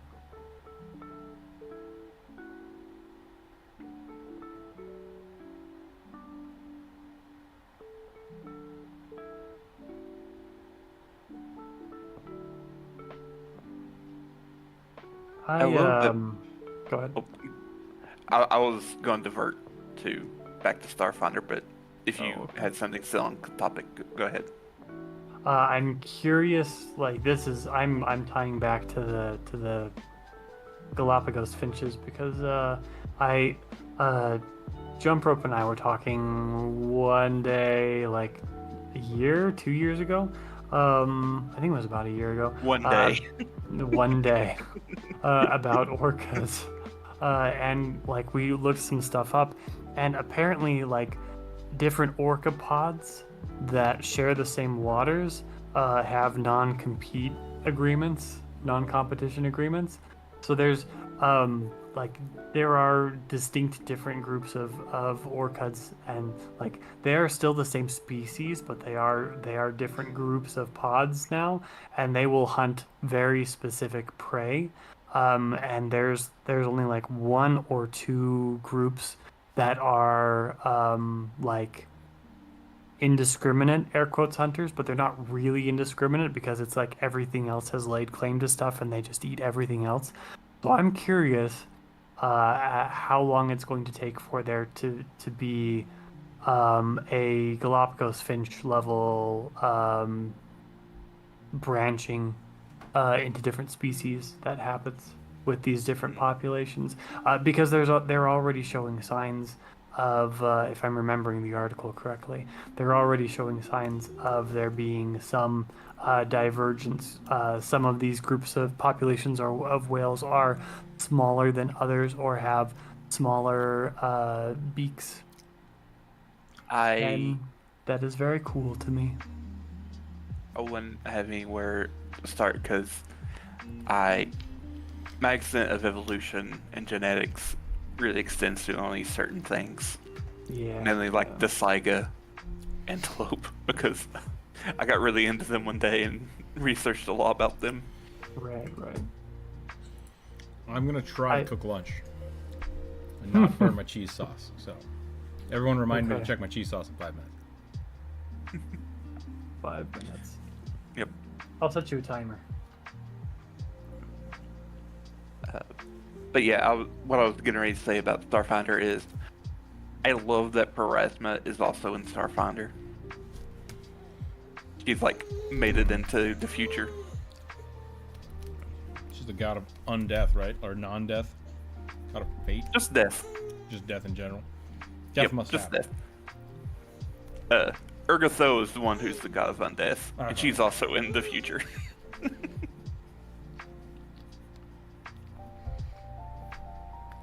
I mean, that kind of makes sense to me. To some extent, Hades still exists within our culture. Yeah. Although we done him dirty. And her Starfinder weapon is called a Zero Knife, and it's a ice switchblade. Yikes. Which is funny. Interesting. To answer your question, Dragon Turtle, assuming that your questions are about the orcas, my understanding is that they do not interbreed, they do not mix, and they don't really have turf wars. They just have turf wars with every other marine mammal. Boats. Yeah. And boats. Yeah, and boats. I have absolutely no problems with orcas pulling the engines off of yachts of millionaires. I know some people, like some marine biologists, were trying to say like, oh, it's probably because they're just bored. I was like, that's probably true, but I also like to think that they don't like the yachts because of the rich people on them. They're smart enough to know. Yeah. These motherfuckers are the ones that are most likely to do something really shitty in our waters. Exactly. Let's demonstrate our displeasure.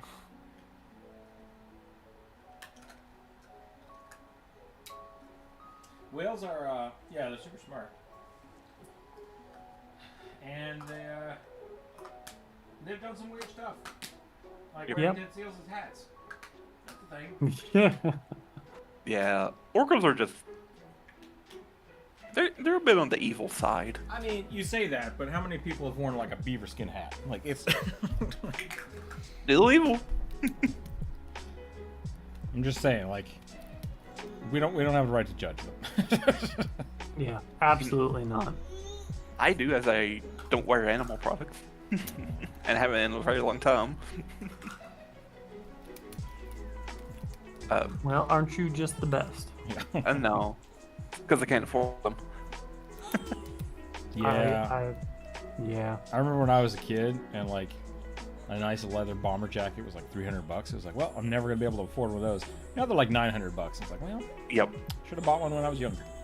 Mm-hmm. I think I am officially out of kid minutes though. Mm-hmm. This is not. It does sound that way. Yeah. Also, your 5 minutes is almost up. Yeah. You got about 1:30 left. Also, going back to Starfinder, because I'm getting into it. Mm-hmm. And because Warhammer got me into sci-fi again, and I was like, I need hopeful sci-fi. I need away from that stuff. There's a being called Oros, O-R-A-S, and they essentially descended to godhood through evolution. They started out as a single-celled organism, went all the way through stages into multi-cell into the deity. I mean, we can only hope, right? Yep. That's the plan. Just gotta use that spiral power until we're all back to godhood. I mean, if you believe in Mormonism, yeah, that's the plan. Don't hate that part about it. I just like other stuff. Wow, woo. Woo. Yeah, I'm with you there, Corvus. Can you say what do owlbears make? Do they have a brother deity called Boris? Can you say hoo? No. It doesn't do it on I just think of the YouTuber Boris. Boros is a Magic the Gathering color combination. Yes, red and white.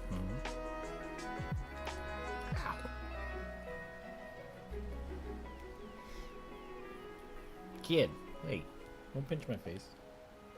Isn't that nice? Also, I'm really upset that they have Eomade in Starfinder. My least favorite of the core deities in Pathfinder. I hate her. Check your cheese sauce.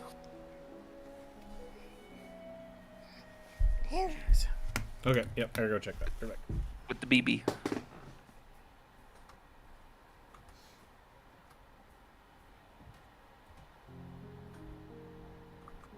Hylax, the Forever Queen. Was a mortal hive queen of the ancient bug aliens.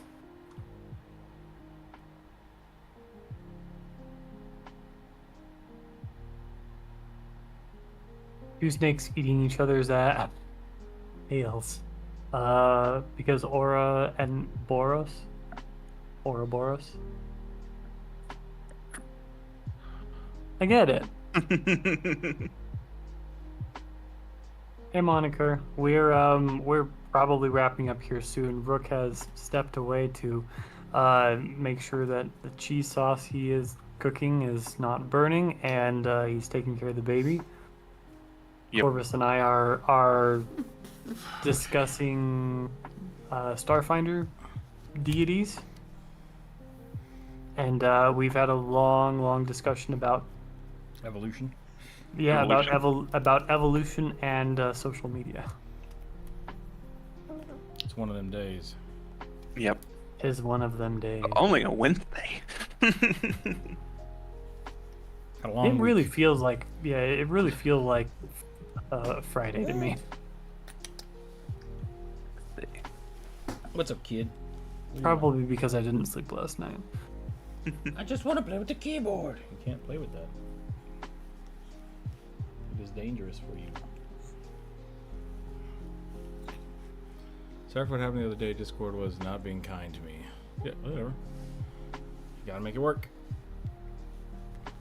I was not affected by it at all, so. Yep.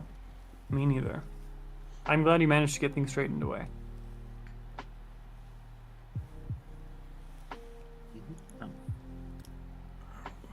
So, the bug deity, Corvus. Oh, I was sort of reading it to myself. Yeah.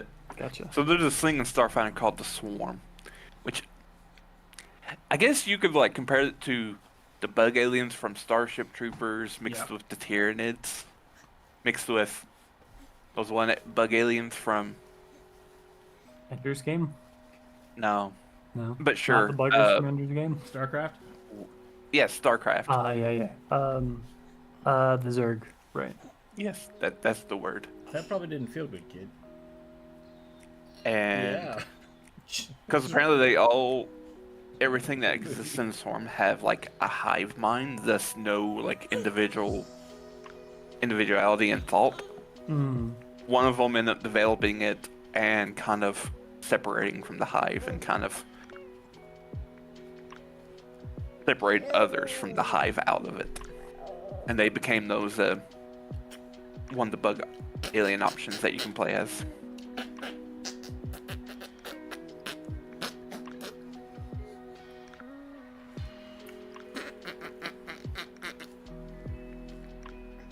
Yeah.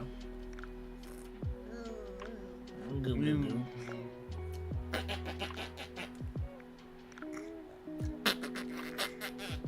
And now she's like all about building relations with others and work towards peace and community. Whoa. Oh. Ooh. Is that what you can say today? Oh. Oh. Rules are slowly becoming. Gonna slowly start turning into words soon. Soon. Papa, why? You say, Papa, why? You say, Papa? Papa? Nope. Can you say rugby? Rugby? I want to eat the microphone. Let me eat the microphone. Kid, I know you want to play on my desk, but there's just nothing good for you to grab here. Yep. I was shifting over to the four-armed aliens. Oh, they got the buggos have 4 arms, so they're kind of like Thrycreen? Oh no. No, so the bugs don't. They have a lot of like psychic abilities. Okay. Four-armed ones I was talking about is the Kashasa. They're like Which are the ones that are like they have like the tall heads and are kind of gray looking. Yeah. Gotcha. And then there's the Lichdunda, which are essentially alien humans with antennae. Antenna. I guess that's the more correct term, not antennae. Then there's the space cats. The monkeys. The Hedra-Z. Oh, no, they're not on Starfinder. What? What? Is that from D&D? Yeah, that's a Spelljammer. Oh, well, I feel way better then, because I've always really hated their design. And I'm just like, why Pathfinder? Why? It's because D&D is just not good at that stuff. Yeah. They're also like super old. They're like from like 2nd edition D&D. They are. And so like their design has not changed much. What are No they wonder. like flying squirrels? Monkeys aren't everything flying is squirrels. Whatever. Yep.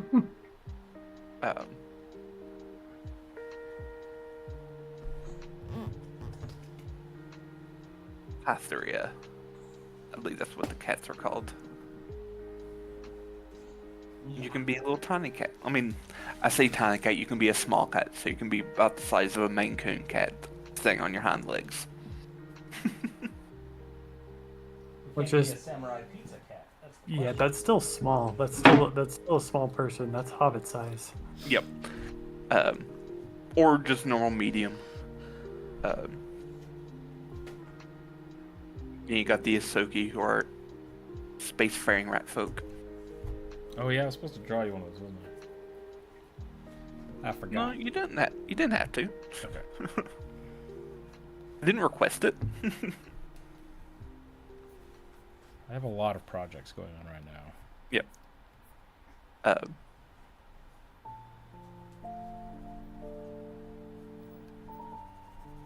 Yeah, I like the vibe of the Hasasa. These names all the gray aliens with the 4 arms, because they're kind of like nomadic and they kind of have like an Eldar vibe going with them, where like they live on like big world ships, and they went to this planet to like colonize it because their homeworld got kaplooey. And it was already colonized by other aliens. So they're like, well, we're not going to force you off, so we'll find another place. Did you guys see that Elon Musk wants to send 5 people to Mars in 2026? They'll never make it back. Probably not. Heck, they probably won't even make it there. You think he cares? He didn't say, we're going to send people to Mars. He said, I'm going to send 5 ships of people up to Mars. That feels like hedging his bets. That feels a bit excessive, and lawsuits waiting to happen. Yeah. Yep. They agreed to it.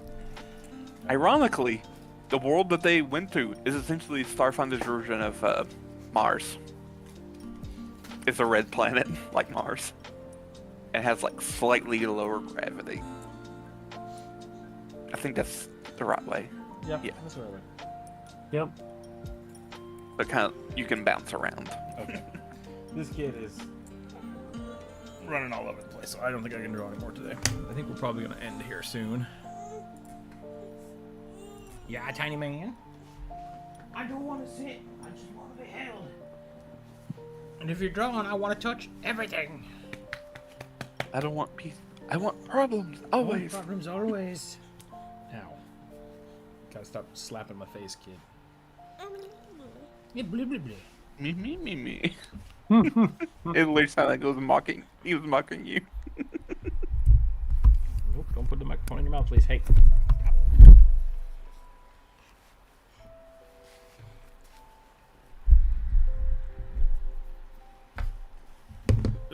Is the microphone still working, or did he just break it?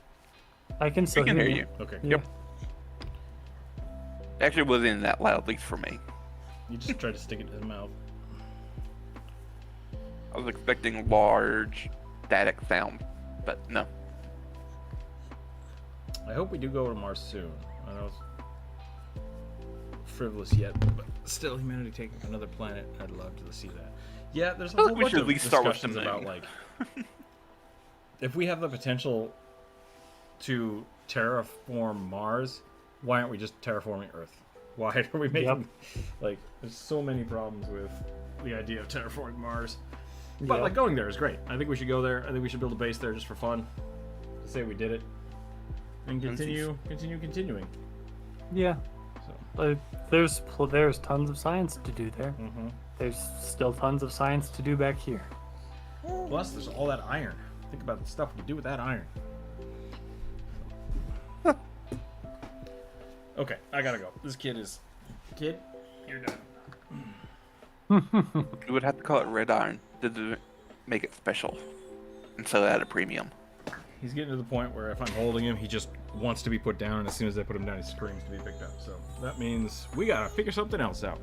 So thanks again, everybody, for hanging out today. I got a few things done. We'll probably be back tomorrow in chat or on Friday to finish up this little guy, but it might just be Discord for a little bit. So come hang out in the Discord. Come share your artwork. Come see the artwork. Thanks for hanging out. Stay happy, stay healthy. Keep your dice on the table. We'll catch y'all later. Bye, everybody. I'm coming. I'm right here, kid. Why are you sad? Oh, I'm so sad. Okay. Bye, everybody.